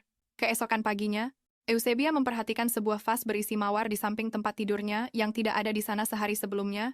Dia dengan lembut menyentuh mawar itu, bertanya-tanya apakah salah satu pelayan yang menaruh bunga itu di sana. Marian memasuki kamar menanyakan apakah Eusebia tidur nyenyak. Dengan bersemangat dia menjawab bahwa iya dan mengucapkan selamat pagi. Dia berkomentar bahwa dia tidur sangat nyenyak dan berterima kasih atas bunga-bunganya, sambil menambahkan bahwa aromanya sangat harum. Marian membungkuk hormat bertanya apakah ada hal lain yang dia inginkan. Eusebia memperhatikan bahwa Marianne sangat rajin dalam pekerjaannya dan selalu sangat sopan. Tapi sama seperti para prajurit di kapal, dia selalu waspada setiap kali berada di dekatnya. Seolah-olah dia tidak sepenuhnya percaya pada kehadirannya. Tidak membiarkan hal itu memengaruhinya, dia mencoba berpikir positif dan menyimpulkan bahwa mengeluh tidak akan membantunya sama sekali. Lagi pula dia punya begitu banyak hal untuk dilakukan sehingga mengasihani diri sendiri hanya akan membuang-buang waktunya. Menanggapi Marianne, Eusebia berkata bahwa setelah sarapan dia ingin melihat perpustakaan istana, seperti yang dirumorkan perpustakaan istana Riyadh memang sangat megah. Eusebia terkesan dengan banyaknya jumlah buku di sana. Pelayan di dekat Marianne mengatakan bahwa kekaisaran telah mengumpulkan buku secara bertahap termasuk beberapa buku unik yang belum pernah diterbitkan. Saat pria itu berbicara dia dengan cepat menoleh ke arahnya, seperti telah menyadari sesuatu. Dia bertanya apakah ada bagian perpustakaan yang khusus untuk buku-buku tentang sihir, dan pria itu segera menjawab iya. Tapi bagian tersebut bersifat pribadi, dan hanya bisa diakses dengan izin dari kaisar. Sambil tersenyum dia bilang kalau secara logika ini juga termasuk permaisuri. Dengan semangat Usabia memintanya untuk membawanya ke bagian yang dimaksud, dia menyusuri buku-buku dengan tangannya cemas memikirkan semua informasi yang mungkin ada di tempat itu. Mungkin salah satu buku ini punya informasi tentang para penjaga Arkea. Saat sedang melihat buku-buku dengan saksama sebuah buku tertentu, menarik perhatiannya buku berwarna hijau cerah dengan detail keemasan. Dia sepertinya mengenali buku itu. Mungkinkah itu buku yang sedang dia pikirkan? Dan itu saja untuk hari ini teman-teman. Aku harap kalian menikmati ceritanya. Kurasa seperti yang bisa kalian tahu dari narasiku, aku suka banget sama cerita ini. Aku cuma berharap banget dia berhenti berasumsi sendiri di kepalanya. Aku juga kangen sama Sander, adik laki-lakinya itu. Dia cuma muncul sebentar. Aku harap nanti kita bisa lihat dia lebih banyak lagi kan? Dan kanak pria yang luar biasa. Aku yakin dia juga kembali ke masa lalu sama seperti protagonis kita. Nggak mungkin dia nggak kembali. Aku penasaran banget kapan mereka berdua bakal sadar kalau mereka kembali bersama-sama. Ngomong-ngomong, kasih tahu aku teori kalian dan apa pendapat kalian di kolom komentar ya. Oh, satu lagi. Aku coba lebih banyak ngobrol sama kalian selama cerita, karena aku semangat banget. Tapi kasih tahu aku ya. Kalian lebih suka aku berkomentar di tengah-tengah narasi atau lebih banyak di akhir video saja? Judul seri ini adalah My Sweet Enemy, Thy Name is Husband, dan rekap kita sampai di chapter 32. Dan kalau kalian mau lebih banyak lagi, jangan lupa untuk like, bagikan videonya, dan subscribe supaya nggak ketinggalan video-video baru. Sampai jumpa di lain waktu ya.